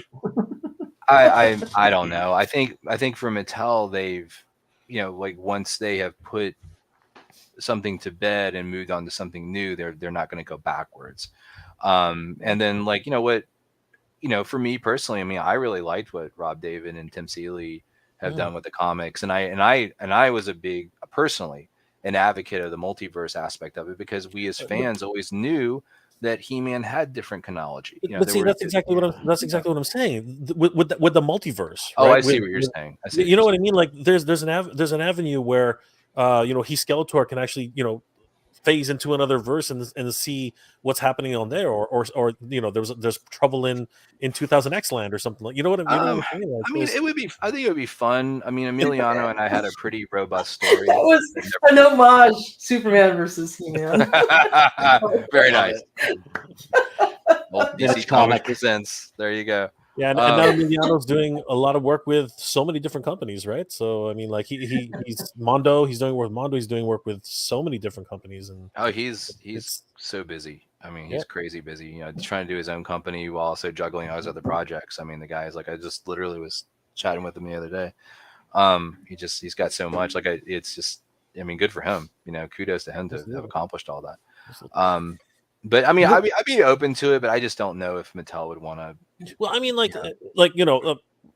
literally, we're seeing brand new Masterverse figures for 2000X. That's true. And even MOTU figures for 2000X. You know what I mean? So the door is there, is what I'm trying to say. And I really feel personally as a fan that Masterverse has hit its stride. Like, I was not really leaning on the first wave or two of them, but now they're like firing on all cylinders as far as I'm concerned. So they just exactly. So I mean they I have not opened this. There you go. I mean, all of a sudden, like, they just started, like, I don't know, just hitting it out of the park. I don't know what happened, but On that note, then, Val, would you be interested in penning a new Eternia line? Like, is that something that you'd be interested in? Because is there a new Eternia Bible? Is a media source coming out for that? Like, is it like, could there be something? Because they got this thing called New Eternia, and there are no mini comics associated. There's really nothing with it. I mean, like, what's going on with it? The dream I always had, believe it or not, I think I've talked about this publicly. The one thing I really always wanted to do is I wanted to be the lead Nordling for new mini comics. Like when Classics came out, that's actually what I was angling for the most. I wanted mini comics for it, and I wanted to produce them. Hire the writers, hire the artists, do what I had done with the 2000X comics, which is reach out, bring in more fans, give them opportunities to stretch their legs, kind of like Lee did with like Bruce Timm and like the people that he brought in to work on these mini comics back in the day, who at the time were kind of nobodies and nobody really knew about. I wanted to do that same thing, but like that never happened, and they're doing mini comics now, and they've got a team, and they're very happy with with whatever they're doing. So I mean, kudos to them. So that would probably be the people, if there was like a new Eternia type thing, that would be pinning it and doing it. Yeah, there's so many opportunities, and that's actually one of the reasons why I think PowerCon is so successful, because you really have this, again, indie kind of vision. You know what I mean? And like, you're one of the examples of how bringing fans in to actually do the book and create the material has really been a huge success in many ways. You know what I mean? So I guess a lot of people are just, as always, the people who missed it want to go. The people who went are now like, God damn it. We were just there. You know what I mean? It's just absolutely crazy. One thing I did want to ask, though, and again, this is just something out of left field. PAX is a convention, a video game convention. You probably know them very well. PAX East and PAX West. But here's the question now. They have PAX East, they have PAX West, right? And this is an opportunity. Like, this is something where I think some people are asking it already. Would there be an opportunity later down the road to maybe do something East Coast and then West Coast, or maybe even, as a lot of people mentioned, something up here north? Now, you already said you don't want to cross the border, but again, there are avenues on ways that can be mitigated. Well, there's a big difference there. Whereas, like, PAX West, for example, has a projected attendance of 120,000 people. Sure. They had the room to grow. Like, they could be like, okay, let's do offshoots. We would have to. I think we'd have a ways to go before we could even explore branching off and doing another show. Like, we'd have to prove out, and I would only be comfortable exploring something like that if we have about 4 times the attendance that we had this past year. Sure. We need to get into a comfort zone and build something that people want to have in other places. And at the same time, to go back to what I was saying before, we also people may already be satisfied with something they already have in their area, kind of like going back to Joe Fest or Toylanta down in Georgia, or it's like the different area shows. Like, I don't want to step on intentionally step on somebody's toes. Yeah, and there's the thing, right? The impact that it has with other local events and the footprint. I don't ever. I mean, some people are very, very competitive by nature, and they're like, we're coming in to dominate. We're going to crush this other show. I don't. I believe in coexistence. Yep. And like, I never want to negatively impact. I definitely don't intend to if we've ever done that. But it's like, I don't want that. I don't want to ever go someplace and it be negative for a beloved local show. Sure. If it's not too early, is there anything you can tell us about 2025 at all? If you've already sort of had enough, like, because sometimes things get themed. Mm-hmm. You know what I mean? Like some sort of ideas that you are looking to in the future, or guests that you might want to invite. So maybe even let's do it this way, because I know there's very, very rarely do you actually have any plans this far out. But is there any sort of dream guest you'd like to show up at PowerCon one day? Dream guest? Yeah. Oh my goodness. Michael. Yes, Michael. It's like, that's who I was going to invite out. You got the big toy habit steaming on the whole show and everything. It's you can play the theme song while we come out. I've always wanted entrance music, so there. I was gonna say that's gonna be your ring entrance. Yeah, you got to come down. Oh yeah, the ring. Absolutely. What's gonna be your finisher, Michael? What are you gonna do? Bret Hart's is available. I can pull it up. I can pull it up right now. No, he already has a tag team partner. Hey, Poor That's Brett, right. man. That guy We're- is one of the we're a best mixed technical tag team. wrestlers of all time, an amazing Yeah. wrestler. But man, he complains a lot these days, doesn't he? It's like Thank you. He's All he old- does is old. whine, like, get Now, over it. All right. I wanted to ask a question. I mean, I get And it. I You know, think he's got it's every right to great. complain, but yeah. Go ahead. I'm sorry. Go ahead. So obviously PowerCon in the past has been extremely MOTU centric, right? That was the theme of PowerCon. I love that it's blossomed into this really cool, more centered on independent toy companies. I think it's fantastic because it allows all these independent companies to showcase their new products, and they have so much incredible stuff. But can we ask like how that transition happened?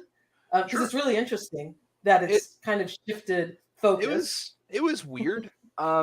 So we always knew, like when we started PowerCon, I mean, believe it or not, I mean, I called it PowerCon because the word power isn't unique to just He-Man. You know, it's like like it's a word that can apply to it, but can also apply to other brands out there. And Kind Jeremy of public forum, right? So yeah. Exactly. So Jeremy, I just noticed the glasses that Ken put on. I just like caught that all of a sudden. Like, where'd that come from? Where's your belt, Ken? And I can't see without my real glasses, so we'll just leave it with the best there. We'll just take the best there is, the best there was, and the best there ever will be glasses off for now. The best there ever will be. Oh man, we don't want any sharpshooters from you tonight, sir. So it was interesting because like I went into it creating it with the potential to be more than any one brand. And like I said, Jeremy DeWitt put together a great video that showcased that. Like it showed power and how it was used in so many different instances. But you know, we have a love for He-Man, and we were happy to have a focus on it. And we did the show in 2011, 2012, 2013. We added in Turtles. And after that, I realized like a show like this that's individually brand focused will not thrive without some sort of exclusive support. So after 2013, believe it or not, the shows weren't doing well enough in Los Angeles to continue. And a lot of people don't know that. Like the attendance was good if it had been a much smaller venue, and that's my fault because I always shoot for more, and I was investing a lot into it, and I could not continue to invest what I was investing for the type of show I was putting on with the attendance we were getting. So we said, all right, I was like, I'm essentially done at this point, but let's go ahead and try New York, because I talked about doing New York. And I forewarned fans ahead of time. I said, look, if we try New York, Mattel's probably not going to make it. Tickets are going to be more exclusive, more expensive. We're going to have fewer guests because so many are in California. But, you know, we'll try it. And sure enough, as we were going along, it was clear it was not going to do well. Yeah. You know, the vendor interest wasn't there. The tickets were not selling. So I pulled the plug on it before it got too bad. And after that, I went to Mattel and I told them, I said, look, just a heads up. I was like, I'm done. You know, I'm not doing this anymore. You know, we've asked for exclusive support. We need that to do a show that's focused on these particular brands. So unless you offer it to us, you know, I'm done. And I sent that email as a last gasp because like, I was like, all right, they're just going to write back and say, well, go stick it up your rear end. We don't care. And they didn't. It was, I believe it was Mark Morse that wrote back and said, wait, let's talk. And we talked. And next thing I know, they lined up exclusives for us to have which became the 2016 exclusives. And that allowed us to grow the show and invest at things in there and to make it what it was. And then Super 7 came in 2017, 2018, and then the license went back. And Mattel came in there, and Mattel, and this sounds negative. I don't mean it negative. Mattel is, you know, they're very controlling over what they want to do. They have a particular vision, a particular direction, what they want to do. And with 2016 with Mattel, we had input on what we were going to do. Like, this is what we need for exclusives. We think this will work. This won't impact your bottom line. And that's what we did. With 2017, 2018, we were able to do the same thing with Super 7. Brian and Josh were real cool about it. They let us propose what we want to do. We went through part reuse. We did creative refreshes, and we created exclusives that we felt would sell really well as lower run exclusives. With 2019, Mattel came to us and said, This is what you get or nothing. And it's like, oh, okay. So we no longer have any input on exclusives, and that's because they had a specific direction on what they wanted to do. So it's either, you this is what we can give you, or we can't give you anything. So it's like, okay, I guess that's what we're doing. We're doing that. So we had some classics there, and the She-Ra. I think there was the She-Ra 12-inch variant. I forgot what else we did in 2019. And 2020, I believe. I don't even remember anymore. Was that Origin stuff? Well, actually, I don't remember. We wrote a whole article chronicling all of the PowerCon. Oh, you did? Okay. Yeah. So you know better than me. Yeah. Michael, I know because I used it as show notes for a podcast one time. So thank you. I think 2020 was all the Origin stuff, like the Horde, the Horde 4-pack, and 2020 pack. Yeah. Oh, is that one? Yeah. And then 2021 was when it got stuck on the container and it didn't make it to the show. Yeah, that was the one. Yeah, good times. So, yeah, it was, but that was it. And then what they were doing something. And I always preamble a lot because I'm always worried that people will take something I'm saying and twist it into a negative. I don't want anybody to do that because it's like business is business. Mattel is a very complex engine. There's a lot of gears going. I'm not privy to what's going on there. I don't know why they make some of the choices they do. There's reasons beyond my pay grade that I will never be privy to.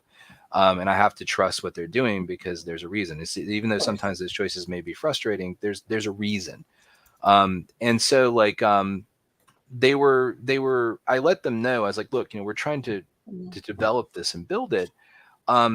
We need to be able, kind of like when you license something as a licensee, like you do a comic book or you do apparel or you do stickers or whatever it is, licensing agreements tend to be 3-year contracts that allows the person to be able to do a forecast, to plan for a launch, to plan their product accordingly, to be able to know how to target the different saturation that they want, to be able to not do too much, but to be able to accomplish enough that generates enough profit to make the license worthwhile in a period of time. So with the convention, I went to Mattel and told them something very similar, which is, we're trying to build something here. We're trying to get to a place with the show. So I'd really, they wanted to enter into an agreement. And I said, well, I'd like this to be at least a 3-year agreement. And then the agreement came back and it was an annual contract. And I said, okay. I was like, well, that worries me a little bit because that means I don't know what's going to happen next year. So it's very hard for us to build something. They said, well, will we revisit this for 2020? So 2020 came along and it was another annual contract. And I was like, okay. I was like, look, you must have a reason for doing this, but keep in mind, again, I'm trying to build something. I'm trying to build to what you're doing. It would be nice to be privy to what your plans are so I can plan around it so we can build specifically to where you want to go with what you want to do. And they wanted to do that, but I guess, for some reason it didn't pan out that way. So 2021 comes along and it's another annual contract. and so I 2021 was well into what was going on. And we got to pre-sales. And pre-sales took place, I want to say it was April of 2021. It was sometime around that, April, May, something like that. And right after it, I went back to Mattel with the department we had to work with. And I said, okay, I really want to do this right. And we really want to plan accordingly. But the annual contracts have us very nervous because we can't invest in making this right, doing it annually like this, because we're always have to just kind of hope and pray that we can do something. I was like, if I have 3 years, we can shoot for different guests, we can shoot for how we're going to escalate like what we have at the show, how we're going to expand it, those sort of things. And they came back, and that's when they told me, well, unfortunately, we can no longer give you action figure exclusives. And I said, well, guys, I was like, so you not only can you not do a long-term contract, but you can't even give me exclusives. I said, I can't do a He-Man show. And they're like, well, we want you to do a He-Man show. Like, we can give you other things. I was like, well, what can you give me? And they said, well, we can give you other items. I was like, well, for example, what? And they're like, well, t-shirts. And I said, look, I was like, that's cool. I was like, I'm sorry. I could never sell enough of different types of t-shirts to get close to the profit from one action figure. Yeah. It's like there's just no way. I can't generate enough residual income to supplement the show. It needs to be done. And I said, is there anything we can do? Can you go back? Can we talk about it, trying to work it out? And unfortunately, the answer was still no. And I was never given a clear reason as to why. Basically what I pieced together on my own is that it was because they really were focusing on Mattel Creations. They really wanted to build that as a brand hub, have people come there for news, for exclusives, for, I guess, potentially like streaming events they were going to do. And I said, well, I'm sorry guys, but I can't do it. I can't do a He-Man focused show without it. And they said, well, we understand. We wish we could, and we wish you the best. And that's when we're like, okay. So we hit the ground running immediately before the 2021 show even happened in Anaheim, and we were already planning it to be in Columbus as originally Chicago, as a multifaceted toy show. And it was kind of sad for me because no one knows this. Like, I talked about it a little bit already, but like, the show's going on at 2021. I see all these happy faces, and they're coming up to me and telling me good things. And I'm sad because I know, this is the last He-Man focused one, and I couldn't tell anybody that, I couldn't say anything to them. That was our last PowerCon, Michael. But if you sign a 3-year contract, would I guess everything changes? Or yeah, it would definitely change. It'd be a huge game changer because it's like it gives you the flexibility. You can plan. Yeah, exactly. To plan accordingly, to be able to forecast, to work with them on where they want things to go, to make sure your programming and your guests fit their vision and where they're headed with entertainment or product. And without that kind of long-term agreement, it's very difficult to make it because every year you're just scrambling to put pieces into play. It's like, and some shows, it's like, and some conventions feel like that. And I'm not knocking any conventions, and I'm not going to name any names. But you will see that. You'll see some conventions out there that are sort of like a pop culture show, and there's no semblance or reason for why they have who they have as guests. It becomes very clear that they just took whoever they could get for cheap or whoever crossed their path. And I was like, I never want PowerCon to be that way. I want PowerCon to have a message and be focused. And for people to, when they come, they have an idea of what they're going to expect and what they get. Yeah. And, that's really important to me that it have that. And I think that it really does reflect in the audience that you've built, the community that you've built, and the toy tubers who really feel, I hope I'm not speaking alone, but feel that it's a really great place to be, and we hope that 2025 is definitely going to be just as good, if not better, than the years previous. Guys, I want to thank Val for coming on tonight. It's been amazing, Val. Thank you so much for taking some time. I know it's for you and me. It's are we wrapping up? No, we're not wrapping up. I'm just thanking you right now, and I'm saying I've still got 7 hours in the tank.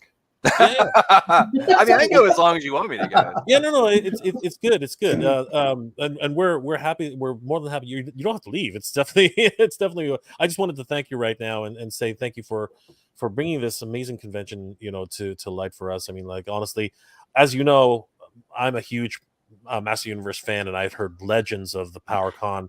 I'd never ever gotten a chance to go, and then all of a sudden, we got locked down, and I was like, the next time we have a chance, I'm going. And that everything, all the stars aligned, and bam, we were there, right? So for me, it was just an incredible. And I said it when I was talking to you that day. It's like a religious experience for me. Like it was absolutely amazing, and I hold true to that. I love hearing Jay's stories about how you got to meet fellow toy tubers in person, and the camaraderie, and just the fact that it was a big show, but it wasn't like too big where that you couldn't really like enjoy the time with people and enjoy the vendors and have more one-on-one conversations. Ace was there from Ramen Toy, which was great. All the toy tubers were out there, and you got to meet people and take the time to actually like enjoy the convention with them. So I think it's great. Like the size that it is, it's great that it's growing, but it's really nice to have also that kind of intimacy of still being able to enjoy the convention floor. I can confirm without a shadow of a doubt. I can confirm without a shadow of a doubt that Lawrence is taller in person. Okay, so I can confirm that without an absolute shadow of a doubt that Lawrence is. it really was amazing. And you know what? No, he's like, wait, he's like, I'm sure. I'm kidding. We're like, he's actually 6'7". It's just a running joke.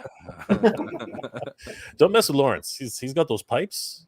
Jesus Christ, I got scared first time. It was a frightening.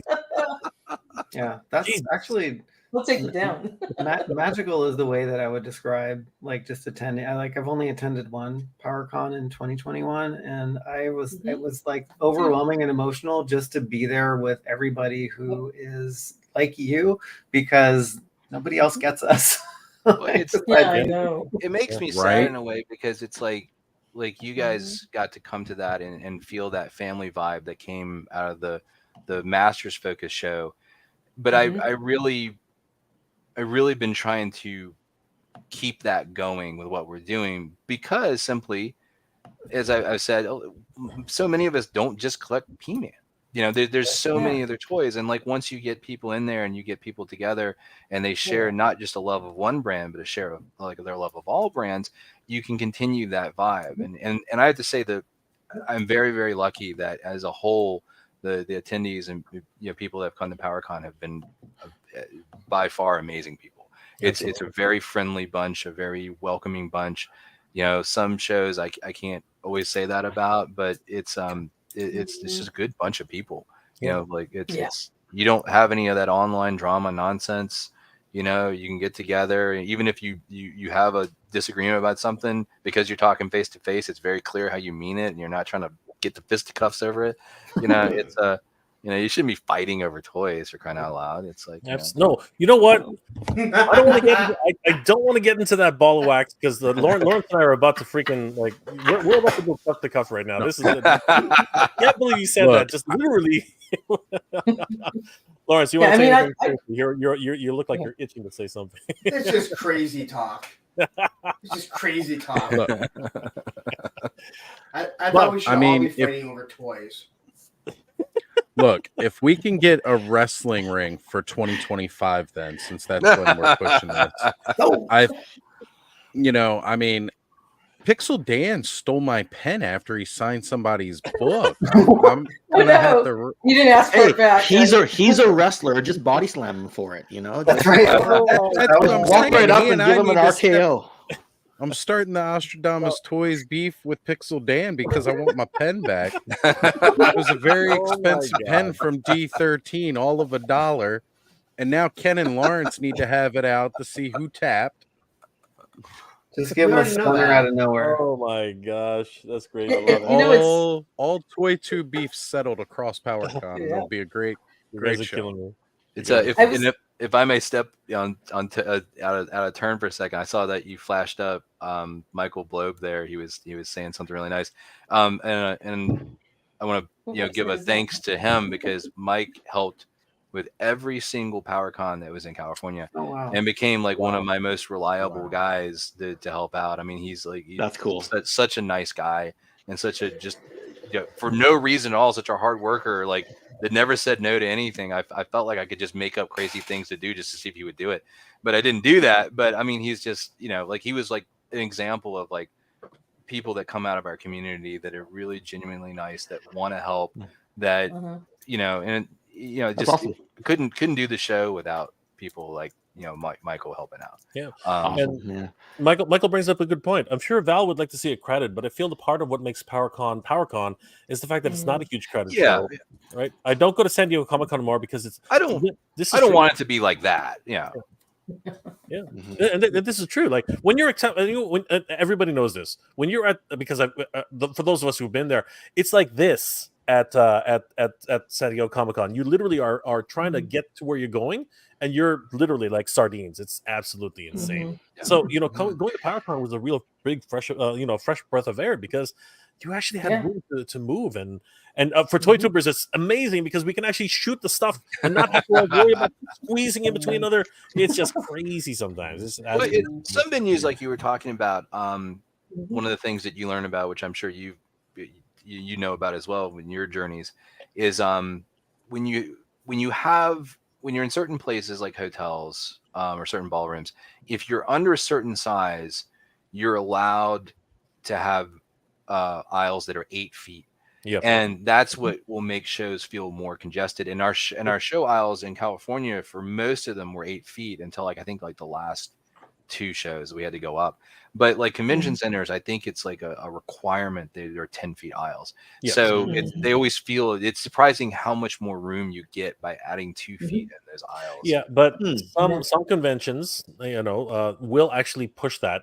Depending on how many, they will, depending on the vendors and depending on the state, because there are certain states that allow it for, and provinces and other locations do allow for that. The California didn't play. I tell you what, we have fire marshals on site Oh every yeah, show, and I was just about to say the fire codes are probably,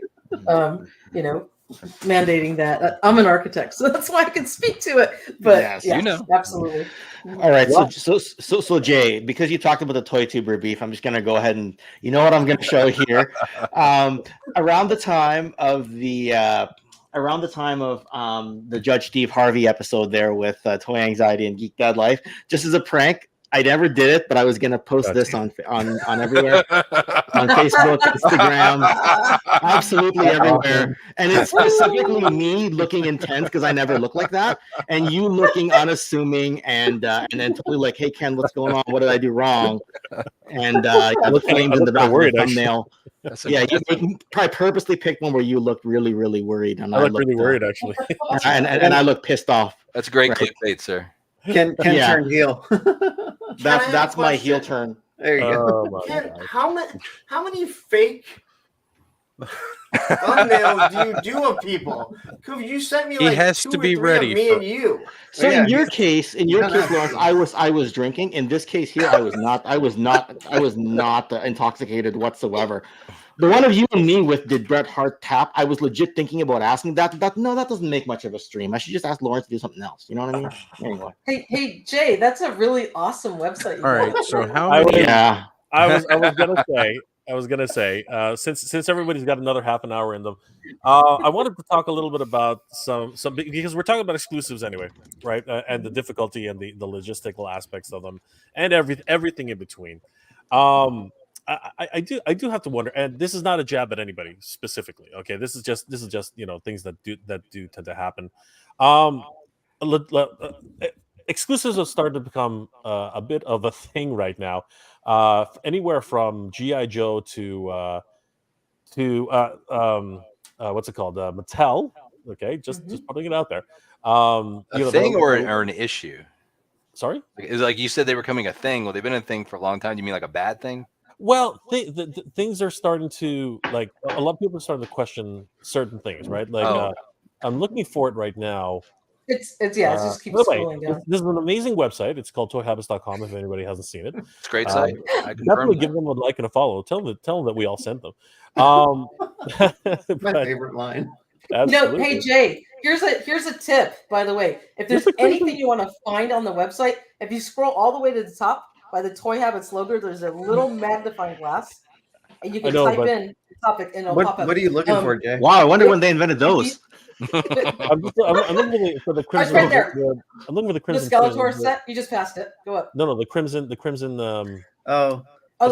That's why. Just type it in the search queue. Yeah, I think it's on the homepage. We had so many news stories in the last 3 days. It's okay. There's a little magnifying glass right over the toy. No, I know. I know. It's okay. We can start. We can start with. We're still talking about MOTU anyway, so okay. we'll start with the Skeleton. So, I know that Val was wondering where the hell I was going with that. I also want to know what's up with Skeleton, because somebody asked me the other day, like, "Hey, is this a real thing?" I'm like, "No, somebody just made that up. I don't know what that is." We announced this back in February, and nothing happened. I did a whole Skeleton speculation article, and nothing happened now until October. So coinciding with Halloween, I guess. It's basically MOTU's Day redo. It is actually. Okay. Yeah. So I think after. Yeah, the Celebration is basically so He-Man had 2022, and now Skeletor basically is one-upping He-Man for 2023. Gotcha. I think that's actually the way they're positioning it. So one of the things about this particular exclusive is I'm wondering where the heck this came from. Does anybody know?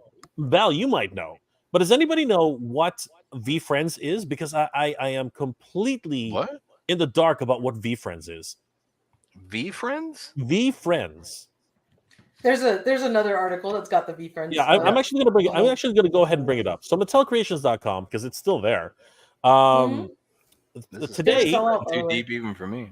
Yeah, today there was a huge drop. Well, I guess depending on who you are, there was a huge drop today about the exclusive VeeFriends and Skeleton and MOTU Skeletor Skilled Skeleton 2-pack. And I remember when this first dropped, I was actually very, very excited. And the reason I was excited was because this is the first time I think we've seen a Filmation Skeletor, but with Filmation style heads. And what do I mean by that? I mean that he's actually got emotes. Like he actually looks like he did in the actual Filmation cartoon. He's even got Scream there. Yeah, he's even got yeah, exactly. He looks like Ghostface. Yeah, that's what I can't not see it. I keep looking at it going. Yeah, he's Ghostface basically, right? But this is my problem, okay? And I think that this is actually why it's still available for pre-order. And I want to ask anybody if they feel the same way I do. The problem that I had today, and I made a video about this, unfortunately, I really want this. I really do want this set, but I don't want this. Because I don't know. I thought you said. Are you kidding me? That thing glows in the dark. This is the reaction I want. But this is the reaction I wanted. Some people are gonna love this. Some people are gonna hate this, and some people like me are just like, "What the heck is this?" I thought you were saying something else. Like VeeFriends is my understanding is they're another one of these the boutique type companies that does like a lot of art type stuff that mix like different things together with like art and toys and entertainment and music and all this stuff. You see Mattel Creations doing this a lot. Like they've really sort of jumped into sort of the art boutique scene. And it's like, and I think they're just trying to, I don't know. My guess is that they're just trying to cross promote into different audiences where they feel there might be, I don't know, money to be made with speculation and investment. Maybe, I don't know. That's a guess. Total guess. And I think that's probably true because and just to further on that. Oh, an NFT line. Okay, sorry. They've done a lot of collabs. They've done a lot of collabs with a lot of artists, right? They did like a chocolate versions of the Masterverse figures with a very popular artist at one point. They also did what's it called? A Madsky version of Skeletor and I think it was Battle Cat, right? They've done some crazy activations. Okay. Yeah. Here's where this one gets to me though. If you're going to use MOTU as a platform, right, to get this going, right, I think you need either more lead time or you need something else to sell me on this, because as cute as this little guy is, okay, trust me, as cute as this little guy is, I have no idea who he is. So the problem is the problem is, but the problem is I want the freaking Skeletor, but I don't want to pay $45 for this. This is where I'm at. Jay, this was actually $56 once you get through tax and shipping. Oh, $56 because I had it in my cart. I was this close to. I was like, I don't know. Should I order it? Should I not? I actually sent it. I was torn. What's the packaging presentation like on it? Do they have pictures of it? It's actually really nice. It's really nice. Yeah, they just dropped all of the Filmation cartoon figures on Tuesday. You can get the single carded Skeletor figure for $20. And he looks great. He's almost exactly the same. You don't get the swappable plates, and you don't get the like sparkly purple, loincloth and chest armor, but it's almost the same figure. There's the other problem.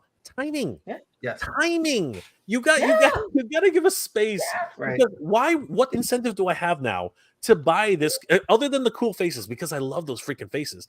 What else do I have? Because honestly, the other one's coming out in a couple of weeks, or shipping God knows when. Actually, Jay, or where these two find it in like some god awful. The single carded one gets released at the end of the year, and this VeeFriends version I think ships sometime late February.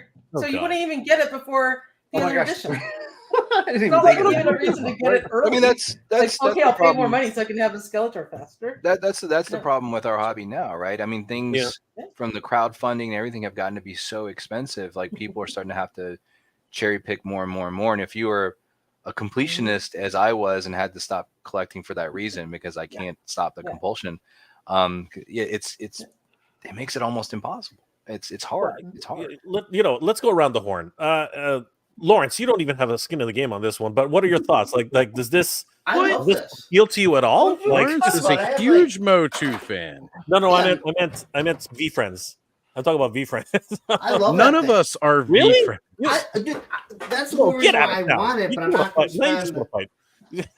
Like that's the whole reason why I wanted it, because I'm not getting into the Filmation. This is going to upset some people, as always. Whatever. I don't like the way the Filmation figures look, and it made me look at them and go, "Oh my god, I didn't realize how bad they looked compared to what we had as kids." Gotcha. But I think what it is with that little V guy is that the Scared Glow glows so amazingly whenever I shut the light off in my kitchen that I want that little guy there too. But I don't want to spend $45 because if I get Skeletor, then you got to get a He-Man to go with it. That's and I already know how my brain works, and then I go down that rabbit hole, and then I'm buying everything of the Filmation. Yeah. Sorry, I didn't mean to say that you weren't into the MOTU. I was like, I thought you weren't going to get into the VeeFriends either, because I have no idea what VeeFriends is. Like, I'm not going to get into it. I just really like that little guy. I think he's awesome. Well, you know what? Then calling me wrong there. That was actually crazy. So, will you be my V friend, Lawrence? Next question. While you had a big screen, I just wanted to see the blank look. That's all. I wanted to get the reaction. Perfect. He's like, you are my V friend. You are my V friend. Ken, I'm gonna ask this. I'm gonna ask this properly now because I know I'm gonna get in trouble. Are you into any of this? Like, do you know any of what's going on here exactly? Like, do I know what Masters of the Universe is? No. Do you know what's going on with this crossover? These artists. Like, do you know what's happening here? Not really. Like, it's a little bit out of my everyday purview, but that's why I come here, right? To fill the gaps on stuff, right? Pretend I know not along until you ask. Then you make Ken take the exam himself, and he just looks to copy up somebody else, right? So I'll give you cryptids. Would you buy this? Would you buy this? No. I buy enough stuff. Lord knows. Oz, any comments? For me, honestly, right now, if I had the money, I definitely would have picked it up. I like the swappable faceplates for the Skeletor. I think that's kind of a one-of-a-kind kind of thing, a one-off for this version. May be proven wrong later by Mattel. That's totally possible, and we know how they like to print money, so they may just do that more. Yeah. But I didn't know what the hell a damn V-friend is, and I think that whole digital toy craze thing is probably one of the stupidest damn ideas I've ever freaking heard. I could rant on that for hours, and I have. Oz is allowed to be a hater sometimes, Look, I love everything about toys. There you go. Making a virtual toy is really fucking stupid. Isn't that Roblox? It's called plastic crack for. That's again. There you go. Like all a virtual toy is one sprite from a video game. Are you talking more like the crypto toys kind of stuff? Yeah, the crypto. Yes, the crypto toys, that kind of thing. I'm not NFTs as a whole. Just really seem NFTs definitely has died considerably, but I think it's always going to be here. I think it's going to rebound slowly over time and find like the people that invest with it. But it'll research like this, Yep. Like, well, let's face it, it's kind of like cryptocurrency. Everybody's investing into this one thing, and it builds up a whole bunch of following behind it. It's exactly what it sounds like. Until the big players cash out, then it becomes a problem. Yeah, exactly what'll happen. Exactly. But in any case, though, I enjoy the V-friend portion of this, like the actual physical toy. I mean, they made it glow in the dark, so I was doomed to begin with. It's my favorite, action figure thing. I love glow in the dark stuff. And honestly, I like skeletons and skulls and stuff. So I was all kind of about that. But, this one, it was kind of one of those things where it's like, you know what, though? I don't need it all. I'm going to pass. Yeah, me too. I agree. Michael, any thoughts? Yeah, it's very rare for me to pass on a figure like this, but I was going to say, I bought it. No, you didn't. Okay. No, I didn't. I never had it in my cart. I actually never went on to Mattel Creations today either, or yesterday. But yeah, it's basically, I was thinking about it, and the only reason that I would be getting it is to get the swappable faceplates for Skeletor, the little V friend. I'm sorry, would give it away to somebody or just toss them in the recycle bin. I'll take it. But it's funny. Me and Michael had a conversation about this earlier, and I was like, usually I'm all about kind of being completist when it comes to Mattel Creations exclusives, and I passed on this because I was like, it's $56. I mean, the little skeleton guy is cute, but I don't need it.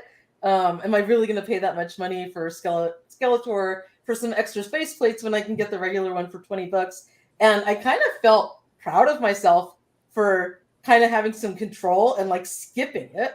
You know, like me and Michael were kidding around. We're like adulting because we actually didn't buy this one. One and day I was like, we're adulting. like, you know, pat on the back that I was able to walk past it and walk away. Yeah. So as cute as it is, I was just like, you know, I can just deal with the single carded Skeletor. I don't really need those extra swappable faceplates. And yeah, I ended up not buying it, especially when I saw the price tag at the end of the shopping cart right before you hit purchase. Yeah, it adds up with shipping and tax and all of that. I'm like, I can get two single carded Skeletors, one to keep on card and one to open, and it's still less money. So to me, it just wasn't really worth the price. Maybe if it was like $30 or something like that, 35, you know, that little VeeFriends skeleton I could have given away or done without it. But I think it was anybody doesn't want that. Oz will take it. Can I say something really quick about the price? I could have shifted over to you. Oh wait, what's going on, Lawrence? Can I say something about the price? Because Sure. Mattel doesn't make a lot of sense. You have this Moss Man that they put out for $40, which is the most overpriced thing, so much that Hella Dope Toys is doing their own little videos just so they can get their money's worth out of it. Then you have Lady Slither show up for $35, and it's well has more than enough stuff on it, you know, just with the snake and everything. And then you have this one that's $45, and it's like, you're worse than Hasbro right now with picking what your exclusives are going to be. Like, it's like someone's just throwing a dart at a dartboard, and wherever it lands, like, that's the price. I was actually okay with the price for Mossman only because I know the flocking process was probably really expensive, and the execution of the figure was exquisite. Like, we can't complain at all with how Mousman turned out. I don't have him in front of me, but Oz, you had yours right there. The flocking was perfection. All the joints were flocked. You know, he moved perfectly and, you know, kind of smelled a little bit like pine, but they really executed Panther was perfectly. the same price. I think it's my favorite Mossman to date. Panther And well worth, you know, paying the $40 for him. And he came in an incredible package. Yeah. Even if it was a Walmart exclusive. And I want to thank our fellow collectors out there that helped me and Michael pick one up because we didn't find them in our area at all.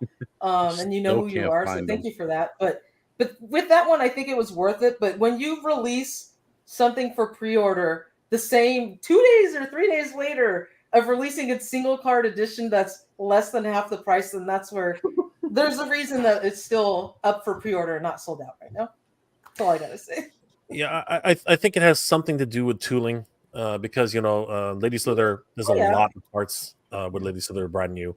I think that with Mossman, the flocking is actually, like, you know, everyone's gonna say, oh, you couldn't do, like, you know, some people say, oh, you can't do vac metal. You can do vac metal. You can't do flocking. You can do flocking, but, you know, there's a process behind it, right? So there are things behind it, and I don't disagree with you though, Lawrence. I think that there is something that they need to figure out. What, you know, they got to do something like Transformers. A deluxe is a deluxe. A Voyager is a Voyager. A leader is a leader, and a commander is a commander.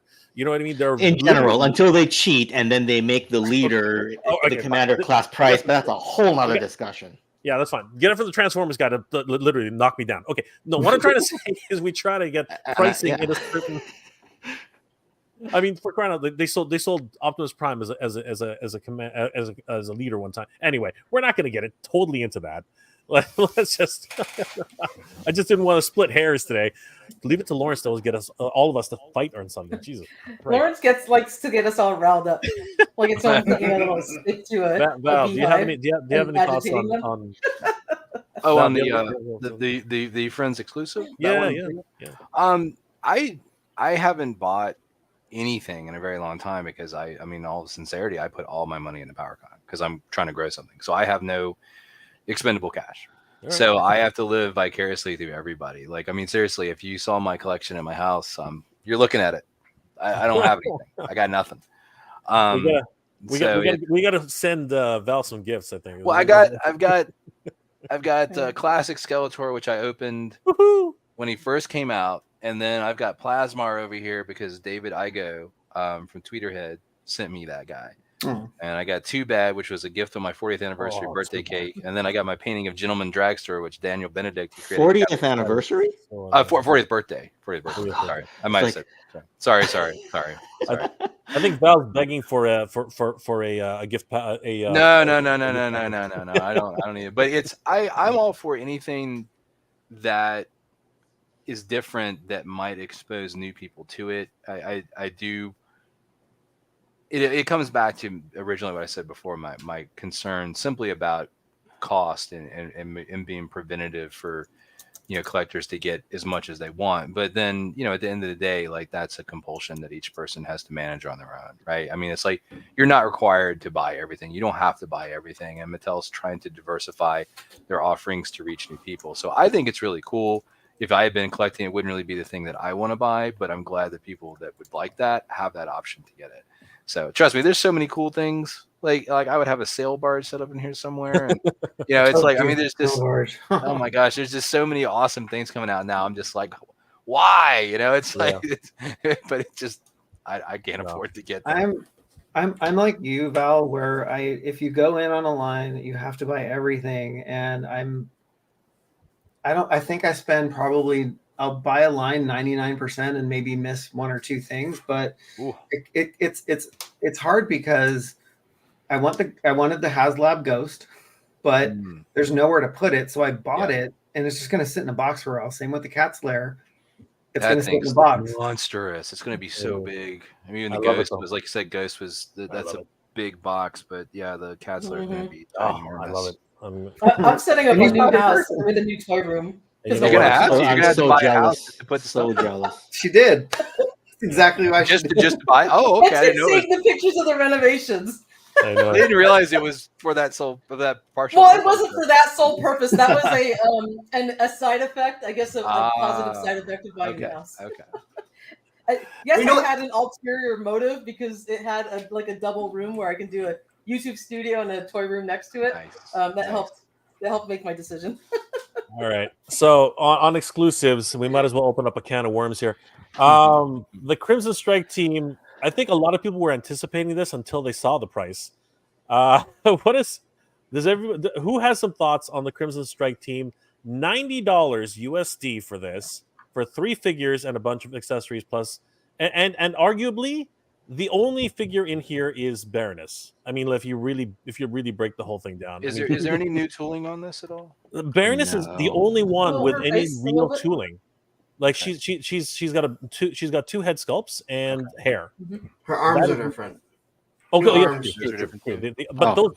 those lifted from another? Like, are they? Is the tooling lifted for somewhere else? No, I think they're completely new tooling for her arms. So basically, you're paying 30 per for mostly existing tooling with minor refreshes. Yes. Well, basically, you're paying for one character. Basically, I mean.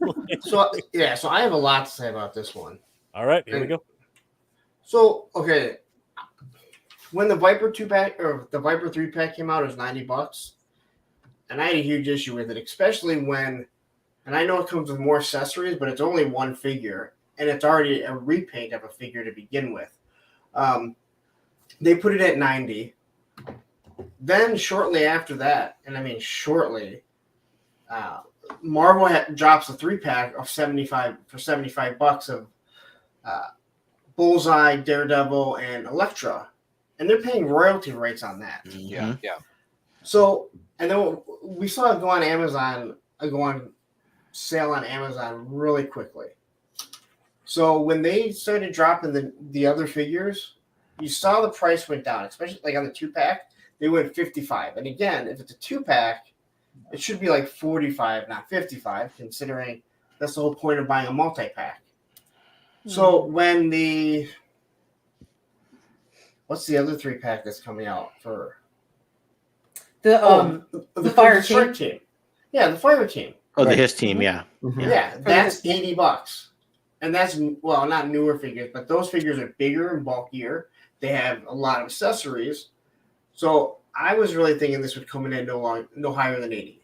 But they went back up to their 90, like once again, someone just throwing a dart at a dartboard. And the one thing the G.I. Joe team did do was Emily came out and said, okay, standard figures are 25, deluxe are 35, animal companions are 45, small vehicles are 50. Was it 55? What's the 55 price point? Yeah, well, that doesn't make any sense either, because I think the 2 Trouble Bubbles that came out that are different prices. Yeah, and part of the reason for that, Lawrence, this is just my opinion and thought, is the second Trouble Bubble, which was the Python Patrol version, was a Target exclusive rather than just through Hasbro Pulse. And Target has a much bigger MOQ, a lot bigger distribution than Hasbro does. So they were able to lower the production cost of it and lower the actual retail price. Plus, it was a repaint, so they weren't putting in new tooling, and so that made the production cost even lower as well. So that added the 2 factors that made it $45. So this is why I think that it is. And if you look at when there was all the distribution issues and they dropped the figures, right? They announced figures were going up to $25, or even when they went hit the $22 or $23 point, there was all these figures on that were supposed to come out, especially for Target. The Bats and the Alley Viper also, when they dropped them, they were supposed to be more expensive. Well, the figures have gone up, but when they purchased them originally, they were supposed to be at a $20 price point. So if you look at all those original Python Patrol figures and Tiger Force, they were still at like $20. Same with the Viper and the Alley Viper. So I think what happened, in all honesty, was they had ordered this and they expected it to come out earlier, and it was a $45 price point. But when they did everything, Hasbro knew they could raise it, except for Target already said, we're selling it at $45. And so they have to do the same thing. Is this a Pulse item? So, okay. I mean, from a layman, I mean, just for me, I mean, I just, I see what you're talking about, because, they're selling it direct. So, they're not selling it wholesale. So, their markup is artificial. They can do it whatever they want. If this is a Pulse item, I mean, for me as a layman, I think this is a great looking set. I think these figures look fantastic. But it's another factor to consider. It's kind of like how the Black Series, like for Star Wars, like kept going up in price. G.I. Joe fans are just like He-Man fans. We're rabid as heck, but there's not as many of us as you think. And so I wouldn't be surprised if we're seeing like classified production numbers going down, and they're not going to reveal those numbers to us. So we have no way of knowing how that's going to offset like their cost of production in it. But at the end of the day, it's all speculation, right? It's total guesswork. They might be pumping this up to help offset some costs somewhere else on something. It's tough to say. Well, that's a big ask though. $90 for that. It's a big ask. The one thing about the G.I. Joe that people don't realize, it's been told to them, they just don't want to hear it. Like, they don't want to believe it.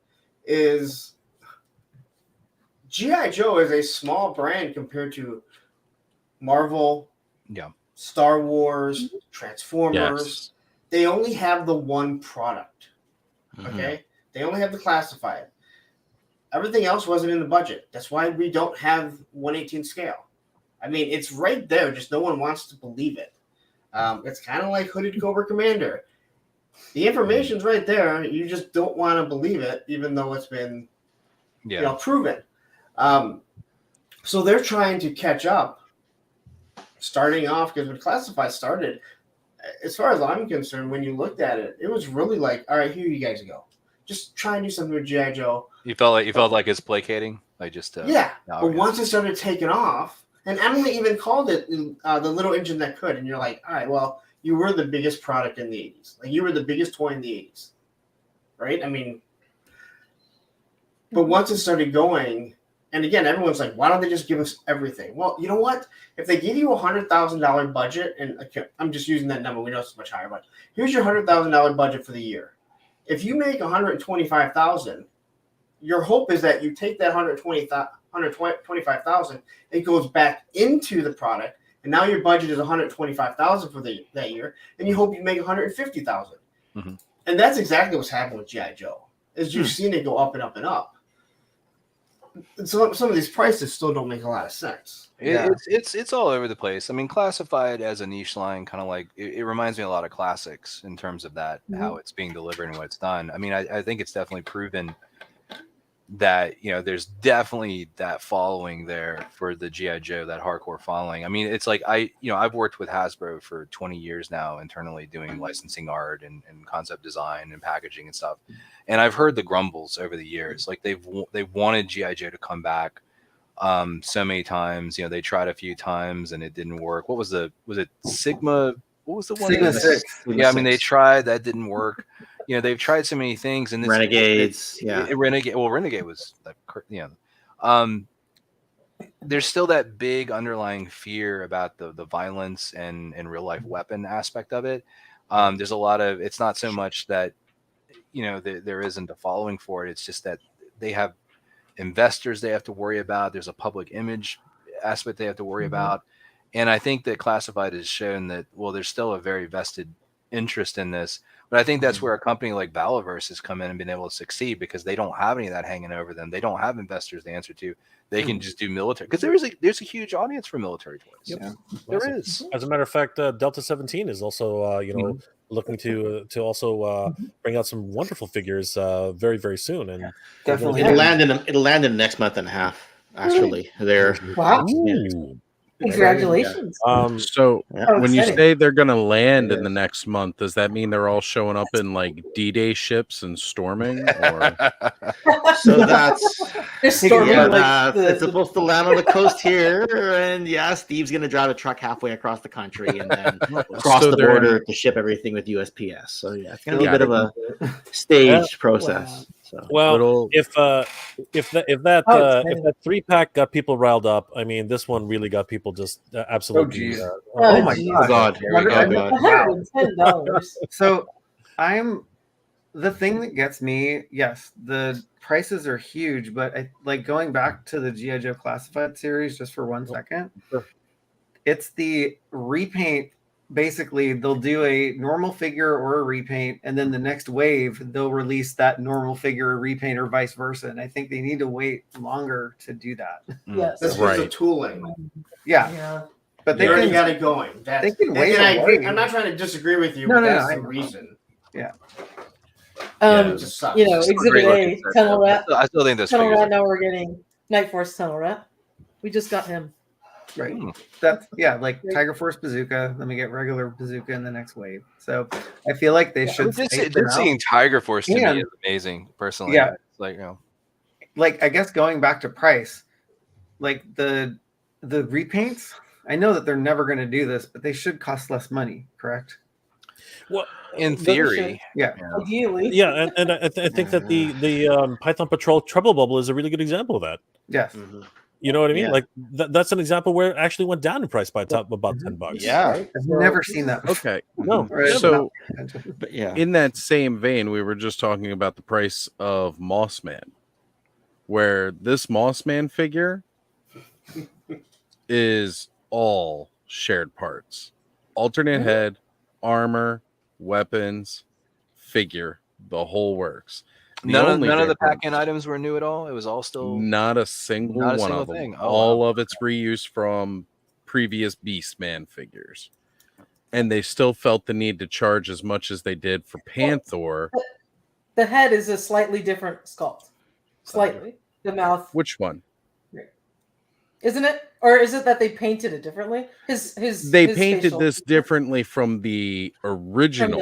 So it's Moss the same. Man. It's the actually original the same Moss. It's just painted differently. Yes, the original Moss Man. They painted the middle of the mouth black, so he didn't have the fangs. This one they gave him fangs. Can I say something? You started bringing Moss Man in, and all I saw was hella dope toys, and hearing Ted's voice because you moved it in like you were shaking. That's all the tea spilling the tea. That's what's it called? A Mr. Home Arcade move as well. He's always like all the figures are like moving around like they're drunk. Again, like you're essentially paying $40 for a really, really nice box and flocking. And although we all say flocking is really expensive, I actually talked to several people who do flocking. It's not that expensive. Not $40 expensive for a single figure. Yeah. Well, maybe the process today is more expensive in the way that the factories are set up, and they probably have to totally change their production run because now they're attaching flocking onto a figure, and they're not like whipping it out like just molded plastic and paint out. Oh, agree. So that probably could have put a wrench in like the factory to change up the complete production, and that added, I think, a huge cost. To them. Tac Toys with Film says, I can see what the panel is saying about the G.I. Joe repaints being spaced out, but at the same time, the Hasbro G.I. Joe team are spacing out releases, and repaints allow them to do that. That's an interesting point. And I kind of want to add something to the issue with the G.I. Joe repaints, and I don't think people would be as mad if they didn't put the numbers on it. If they did, they weren't all numbered, and then you have people like myself who have every single one of them, and they're in a row. Well, in a row as much as possible, because I still keep the boxes. If all those Tiger Force and Cobra Island and Python Patrol and Night Force, if they didn't have numbers, they probably wouldn't bother people. And I said before, like, I don't have a problem with all the repaints because we're still getting new characters. But I do understand. People don't even have Tunnel Ray yet, and they're announcing the Night Force one. That you're looking at it going, is it that different? The whole Outback, we waited for that Outback, Tiger Force. A year and a half. Yes, right. And then did regular Outback come first, or did he come like 2 weeks later? It was like he came right like after. a month afterward or something like that. Yeah. And that's not even mentioning the movie figures, which came out of left field. I mean, what the heck were they even doing in the line? I mean, they just came smack-a-dabbed in the middle of the entire classified line. Because what they want to do is they want to classify any figures that they do. So don't be surprised if you start getting like Sigma 6, Renegade. Yeah, stuff like that. Like, and it's all the same numbered sequence. So right. And I would love to see like the movie figures, like from the movies. The movies may be awful, but there were some really good characters in it. Yeah. True. Well, that also brings up a point where like Marvel, Star Wars, and I mean, I guess even with the G.I. Joe movie figures, like there's licensing and all of the, they basically have support of the movie houses for these things. So yeah, the licensor, 100%. And speaking of licenses, I mean, this thing is just killing me, man. Like, how do they justify $111 for 3 figures, blast effects? And I don't know. Does it I guess cost video for a games, stormtrooper? I don't know. I guess video games are higher prices. I don't know. Like, I'd pay 110 Canadian, Jay. I don't know about you, but I wouldn't pay 110 US. Over at GameStop, they were asking $190 for this thing. 190. So they can't even get the exchange rate right. No, they can't. With the exchange rate, this should be like 155 Canadian, not 190. 190. Anyway. That's not even before tax. We have 13% tax up here in Canada. So this thing is just absolutely ridiculous. Guys, how can we, what are we looking at here exactly? What happened here? Why $110 for 3 figures? I mean, $190 for the 3 Crimson Strike Team was kind of like ouch, and this one just kind of went above and beyond. I don't know. Because you're getting this little like base and blast effects. Yeah. So like, hey, we could charge another $20 for this thing. You got to be kidding. I don't know. So, that's a really good question, Jay. I was pushing just the thinking, envelope, and I think they're pushing too far. I was thinking along the same lines, because if you look at the Viper 3-pack, it came with a gaggle of blast effects. And maybe it's that, but like the Stormtroopers are already made. They just repaint. They make those and paint them again. And I don't know if Star Killer was ever made. No, this is the first Star Killer. That's why You're paying $110 for one figure. It's kind of like well, it's kind of like the Baroness. The Baroness is really the reason why you buy the 3-pack for the Crimson Strike team. Yeah, I like the twinsies. Yeah, it's funny because like they did a really good job with the Crimson convention exclusives. So I think that's hitting a button with the one from a few years ago. Yeah, there was one in 2001, and then they did it with the updated like 25th anniversary buck. I forget when, maybe that's 2016 or 17. Yeah, but yeah, I mean, throw anything Crimson on it and I will buy it. Pretty much. Let's repaint the Trouble Bubble Crimson. Yeah, but Red Shadow's Trouble Bubble. There you go. But is this pack out worth not like let's just go ahead and go around the horn. Is this pack out worth $111, guys? Seriously. No. I wasn't willing to pay. Absolutely not. I wasn't going to pay $40 for a line I actively can collect. And I love Star Killer. I love Force Unleashed. I'm not paying that much money to get 2 damn Stormtroopers. I'm wondering if maybe it's, since it's not a crowdfunded one and it's a set price, I'm wondering I wonder if it's just a limited production, because I'm like, low. I mean, definitely think limited, about it, like Star quantity. Killer's definitely not got mainstream appeal. You got to dive into the novels and comics and video games to like really want that character. So I mean, I maybe. No, I agree. I'm just trying to pull a reason out of the air at this point. He's going to be a limited release. There's not much you can do with him. The only other way you're going to re-release him is to do like the variants where you would make a Jedi version of him as opposed to like the more Sith Apprentice style. But you're right. Without the hype of the media of the game right now, because it's been like over a decade, like he's just not there. The demand's not going to really be there for most. Some people. will work, but those are the exceptions. Like a Darth Revan works quite well as far as like I just picked up Bastila Shan, but Knights of the Old Republic became like a multi-game franchise, right? But I think that's more the exception than the rule. I kind of like what the Black Series is doing with re-releasing figures that cost way too much money on the second market. So like their archive series is great, but yeah, I mean it's basically suffering from just repaint after repaint after repaint and rising costs, right? But the one thing the one thing no one talked about with that 3-pack there was he has a screaming Duke head.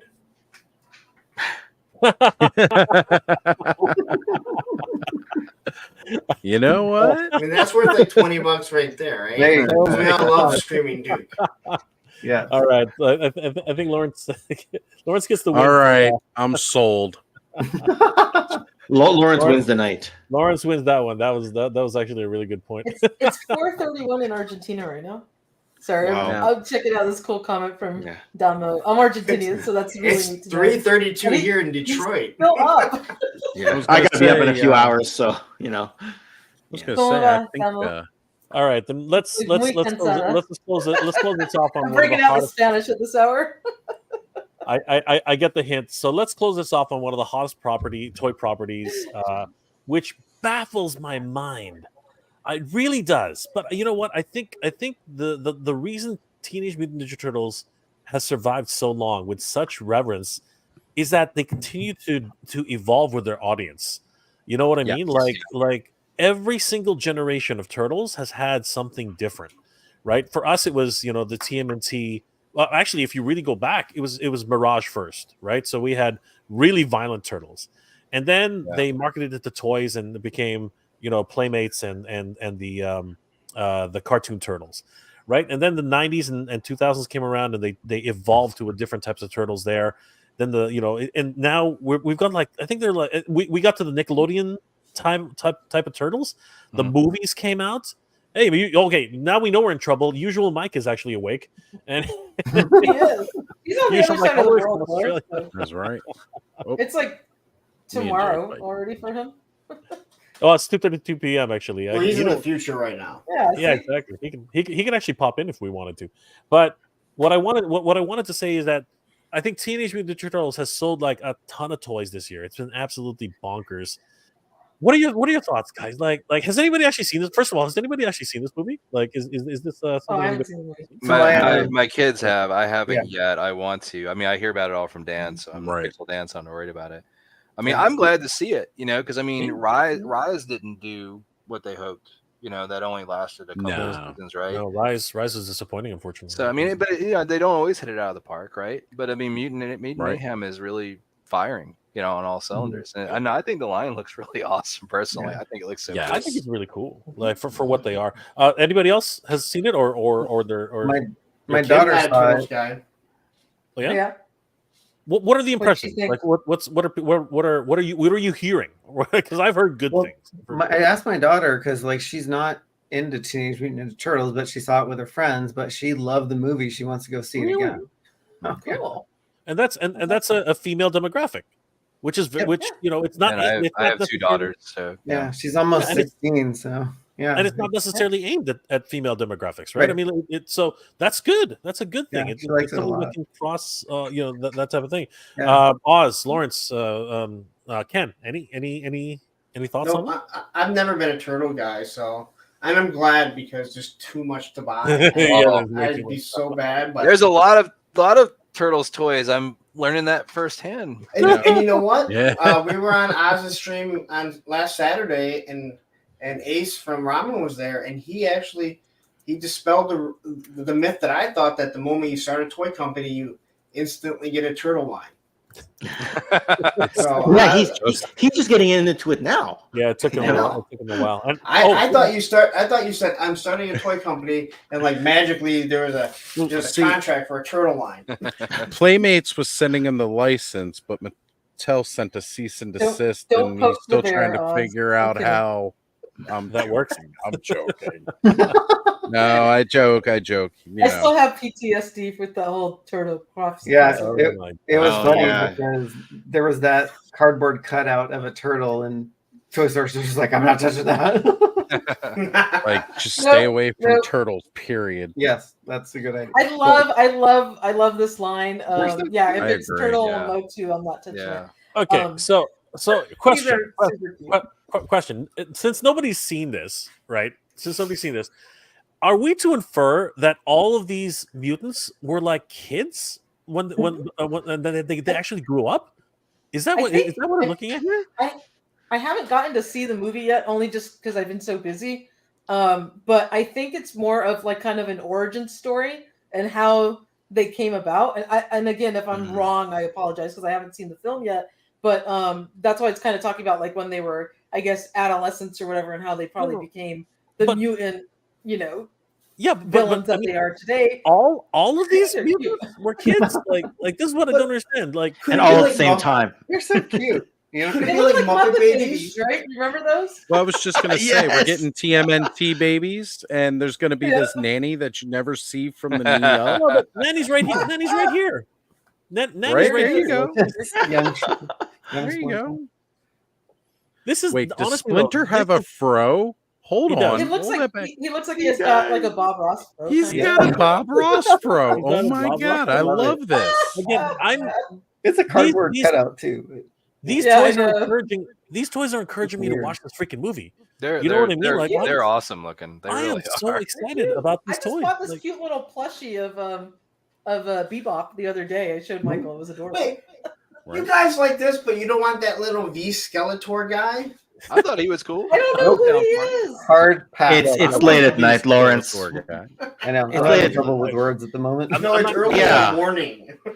I'm not trying to say I just don't know enough about him. That's my big problem. I just don't, I would love to get.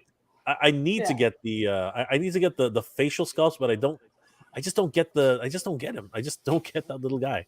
That's all I'm saying. I'm not trying to be mean or anything like that. Somebody actually found a set of these Wave 2 figures. I believe it was in a Walmart. I haven't gotten to do a little write up on it yet, but the Wave 2 figures showed up, and you could just see a photograph of the shelf and barely make out a rollback tag on the side of the screen. So I think they're starting to probably start hitting shelves. But those new villains that are in Wave 2 look really great. I'm not gonna lie, I want the April figure for like all the little like computers alone, like working those into other stuff. Yeah. Like I there's think some cool everybody accessories. I think everybody wants the April figure because this is the first time she's been on a single card. Like the only way you could get her in the Wave 1 was with the big multi pack. Yeah, the multi pack from Target. Yeah.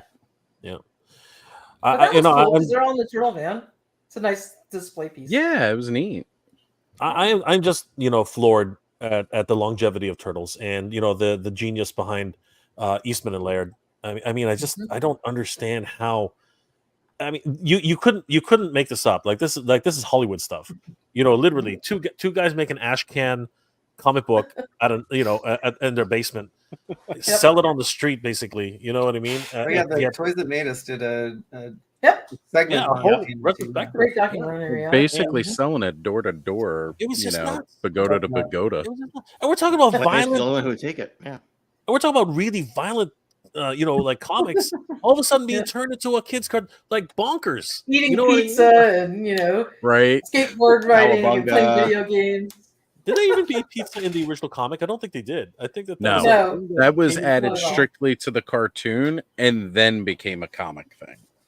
Yeah, absolutely insane. I don't know. I love these new figures. I'm like all in on the line. I bought the turtle layer. I haven't opened it yet because was as soon as I had to pack up my house, so it's still in its box.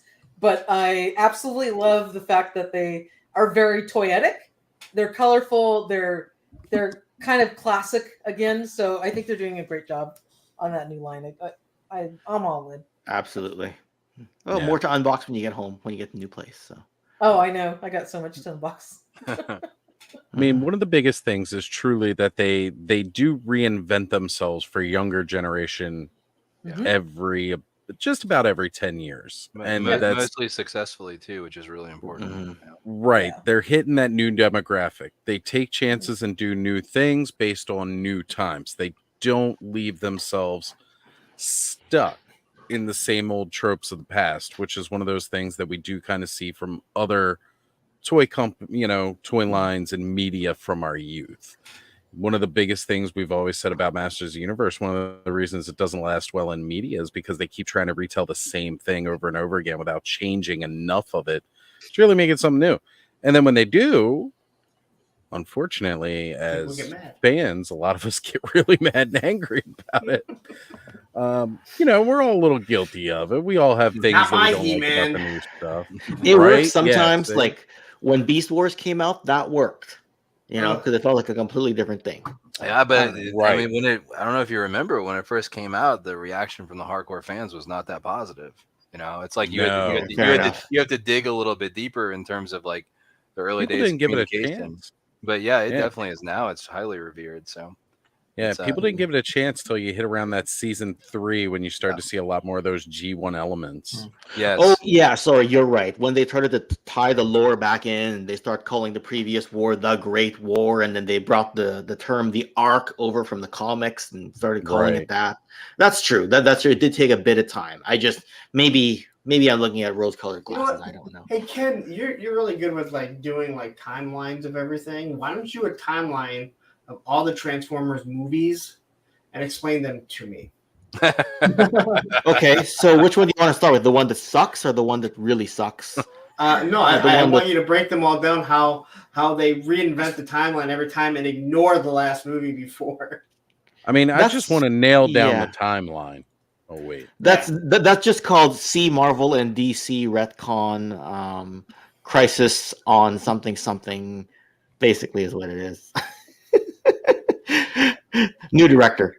Well, folks, Yurko UB has joined us. Of course, wonderful designer. He's made some amazing vehicles. He's made dreams come true in a lot of ways. So, it is. You know what? I think all of us are really feeling it. Like even California and Vancouver are finally creeping up to like midnight past. So.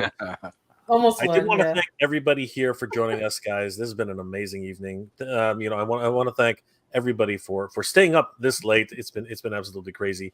Well, I was wondering what Well, actually, you know what? Jericho is okay. I was wondering if what people's final thoughts were on sorry, Toy Fair.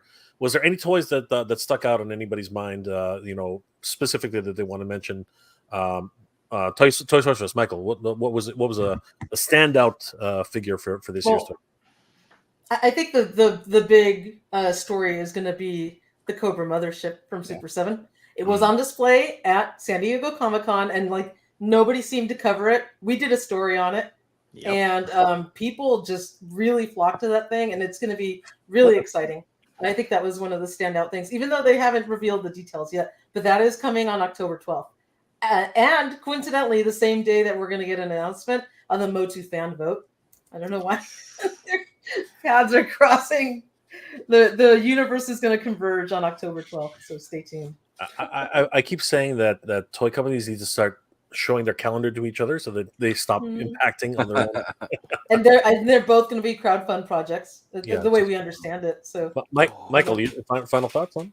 Yeah, so I guess we only cover the things that we like personally, and so it's like we're not out to cover everything. But there was also that gonna give Toy Sorcerers another PTSD, but that Turtles of Grayskull card or that card back. So yes, that was pretty much all we covered. Was I'm just looking TMNT and the Turtles of Grayskull. I like those new TMNT, like the little, Muppet Baby type. You're trying to get on.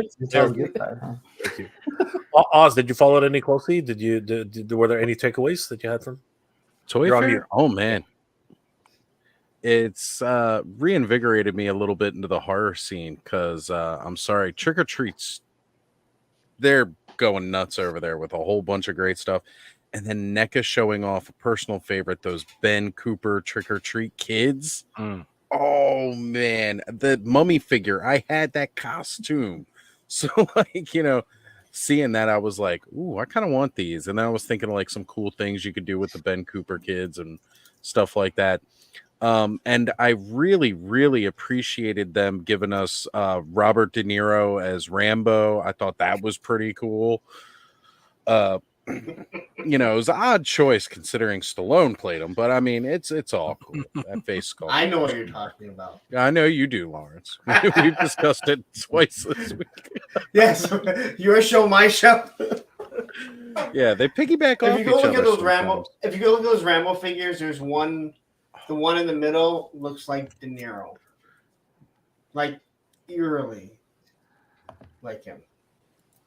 Yeah. Well, let's go into yours, Lawrence. Yeah, Lawrence, what was your takeaway from PowerCon? Well, I know we saw the mothership, and my feelings on Super 7, but I mean, I have a whole room of 1/18 scale G.I. Joe, including my childhood USS Flag. I don't know if anyone's ever heard that story before. And a couple of shipwrecks. 8. Well, I had 8. I had 9 at one time. So I'm interested to see that. I think it's going to be way out of my price range because I won't pay that much for Super 7. I believe that we're not going to get into that. We'll be here all day. So there's that. The 3 new gargoyles. I don't care how big the wings are. Give them to me. Because you're going to give me the draped wings soon anyway. And then the last thing is Guar. Little Guar figures.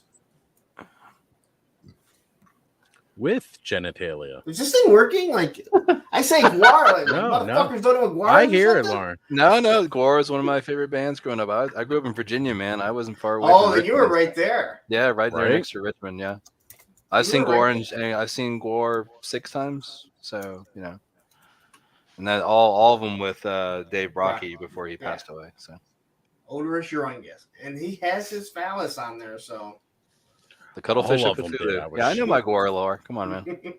But I'm saying that picture, like that toy has it. But I believe I believe they said it's a build a figure, so you got to buy the other figures, including the new lead singer, to build Odorous.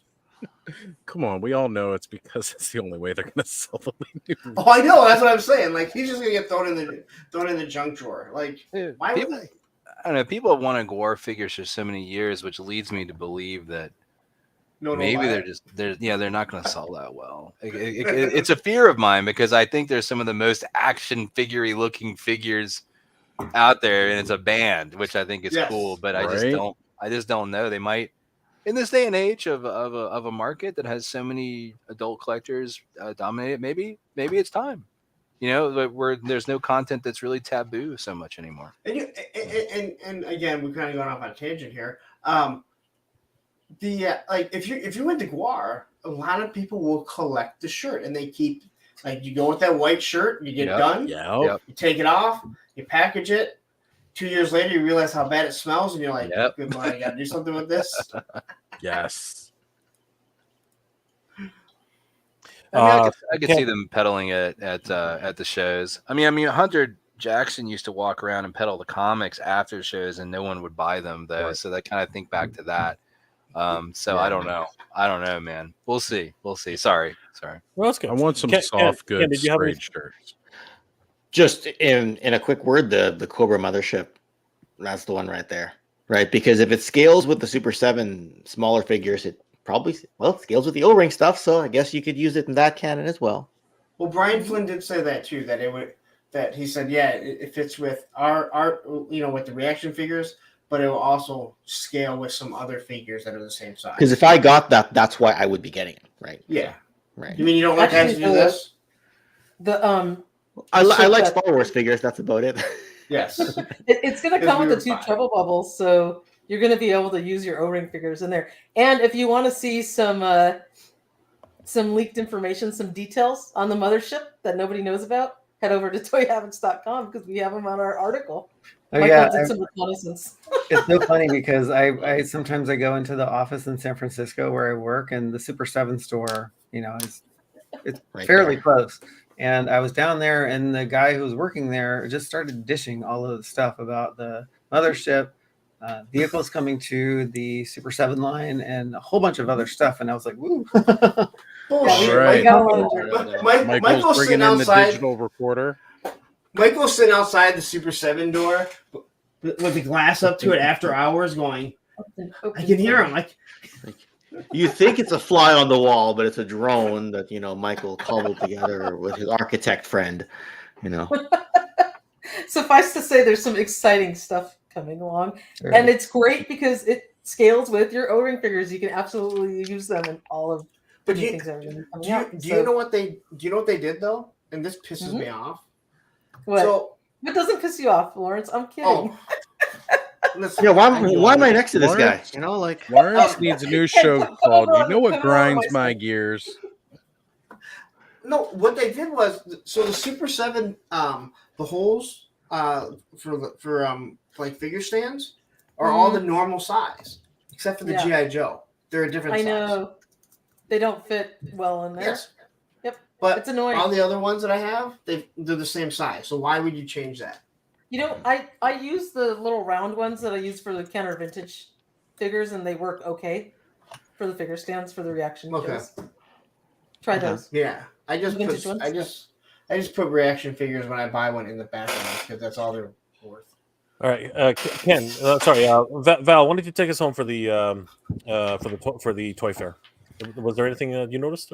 Oh gosh, I don't know if mine's so positive. I guess for me it wasn't so much about what was on display, but a lack thereof. I didn't get to go, but after talking to a lot of people that went, there was a lot that wasn't there. I mean, you got Hasbro and Mattel not there this year. Completely missing. Some companies weren't putting things up to show. A lot of companies had already shown things, so they didn't really have a lot to show off. So it was kind of an awkward show. It was weird. I heard about it being kind of slow, and some people were uncertain why they were even there. So it was weird. I think Toy Fair for me, I went for many, many years, is a very magical event. I think they're still finding their footing post-COVID. And hearing their plans about what they plan to do and how they're going to move forward, and then having another show after that in the next year, it sounds like going to start traveling, going down to New Orleans and stuff. That kind of gets me a little excited, them moving back into the slot where they were before for that, premiere stuff. So this year for me was kind of weird, it was kind of a weird watching it take place, but the things that we saw Saw a lot of cool reveals, a lot of cool stuff. It just I'm anxious for Toy Fair to get back to what it was before, once it readjusts its time slot and finds its footing again, because that's something I think will be very, very sad if that ever goes away. Absolutely, and I believe it's a different different date this year, wasn't it? Or was Yeah, they traditionally was in February. Them coming back, they did it here in early October, and I think the next one's going to be January. So they're moving back to kind of getting it back where it used to be. Yeah, but January 2025, because this was because January 2024 is literally around the corner. So yeah, that, and then I think it was 2026 was New Orleans. I think. Don't quote me on that. Yeah. So it's that got me excited. That might be when I have to go back down for it again. That would be really cool. Guys, thank you so much for being here tonight. Oz, my friend, what are you working on right now, and how can people reach you? Well, everybody, as you all know, Ostradamus Toys on Saturday nights, big hangout streams. Everybody's always welcome. If you guys want to jump on and you want to hang out for a while, just shoot me a message and I can send you the link. And of course, every Thursday night we do Toy Frenzy on Skelevator's channel. This week we actually had 2 back-to-back episodes. We had Stump Puppet Pictures, Justin Rosh on Thursday night, and then tonight we did a quick review of the Mondo Trapjaw. And of course, you can catch me here on Mega J Live, every couple of weeks or so, and all across ToyTube. I'm always popping up on TKO, and looking forward to spending time with other of our good friend and toy tubers like Brick Something as well, and Toy Habits, and all of us. So awesome, excellent. Lawrence, how can people reach you, and what are you working on right now, my friend? A Punk with Toys on Instagram, Twitter too, but I don't know how to use Twitter, so I'm sorry. X. X. Yes. Every Monday night, 9 p.m. Eastern Standard Time, Monday Night Toy Ramblings. I ramble on for 3+ hours, just me in the chat. And then this is my plug. I do Thursday shows. It's every other week. Thursday with a friend. This week it is pre-recorded with Lenny from Hasbro. It is not about, but if you're interested about finding out what's happening with G.I. Joe, that's not what it's about. Thursday with a friend, Oz can tell you because he's been on it.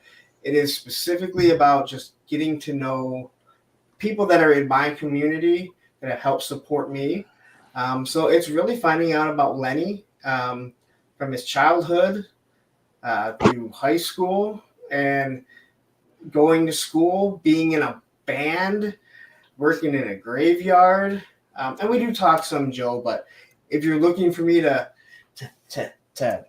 yell and scream at him about why we're not getting Hooded Cobra Commander and what's the next figure and why are the prices like this, you're not going to get that. You're just going to get to know the man himself. Sweet. Excellent. Ken, my friend, what are you up to, and how can people reach you? Okie doke. Yeah, so just got a lot of stuff on the go, always producing something.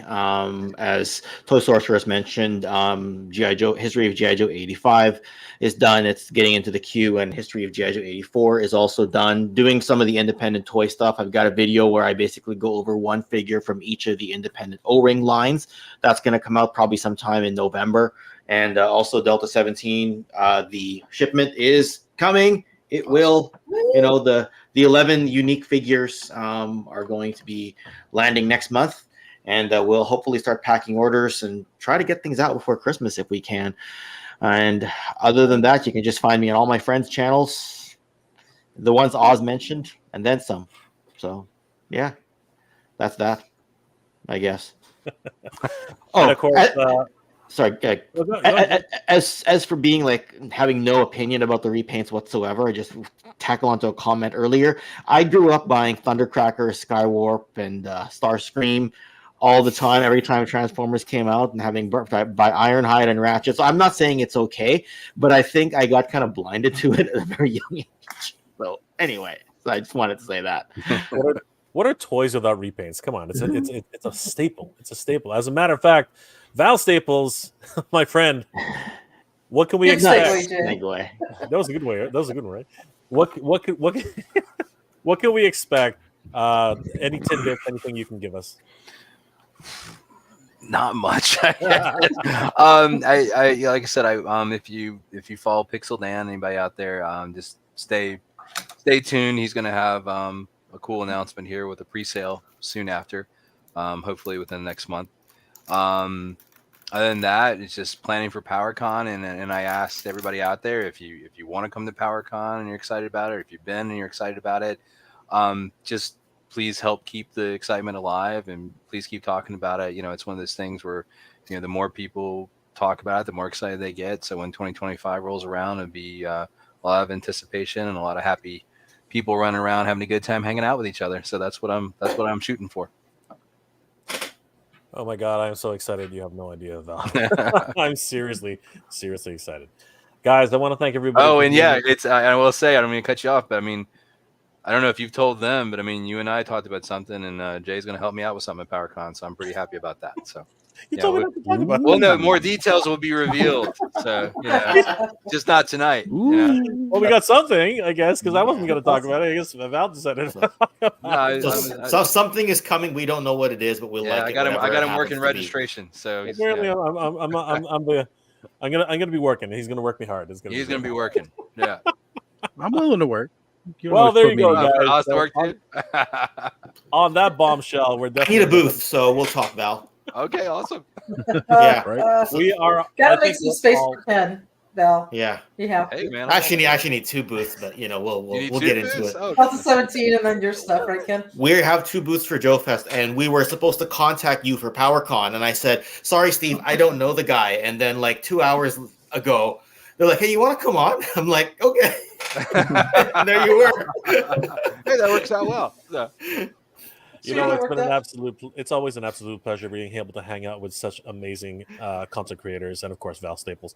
This is so great, guys. Thank you so much for being here, guys. If you want to learn more about each and every one of these channels, please check out their social media, all of their channels, incredible toy tubers, and of course PowerCon. You can't forget about PowerCon, guys. Guys, thank you so much for hanging out with us. It's been an absolute pleasure. I hope you're all doing well, staying safe, and as always, a great night. Yeah, absolutely. Thank you so much for watching, guys. Take care.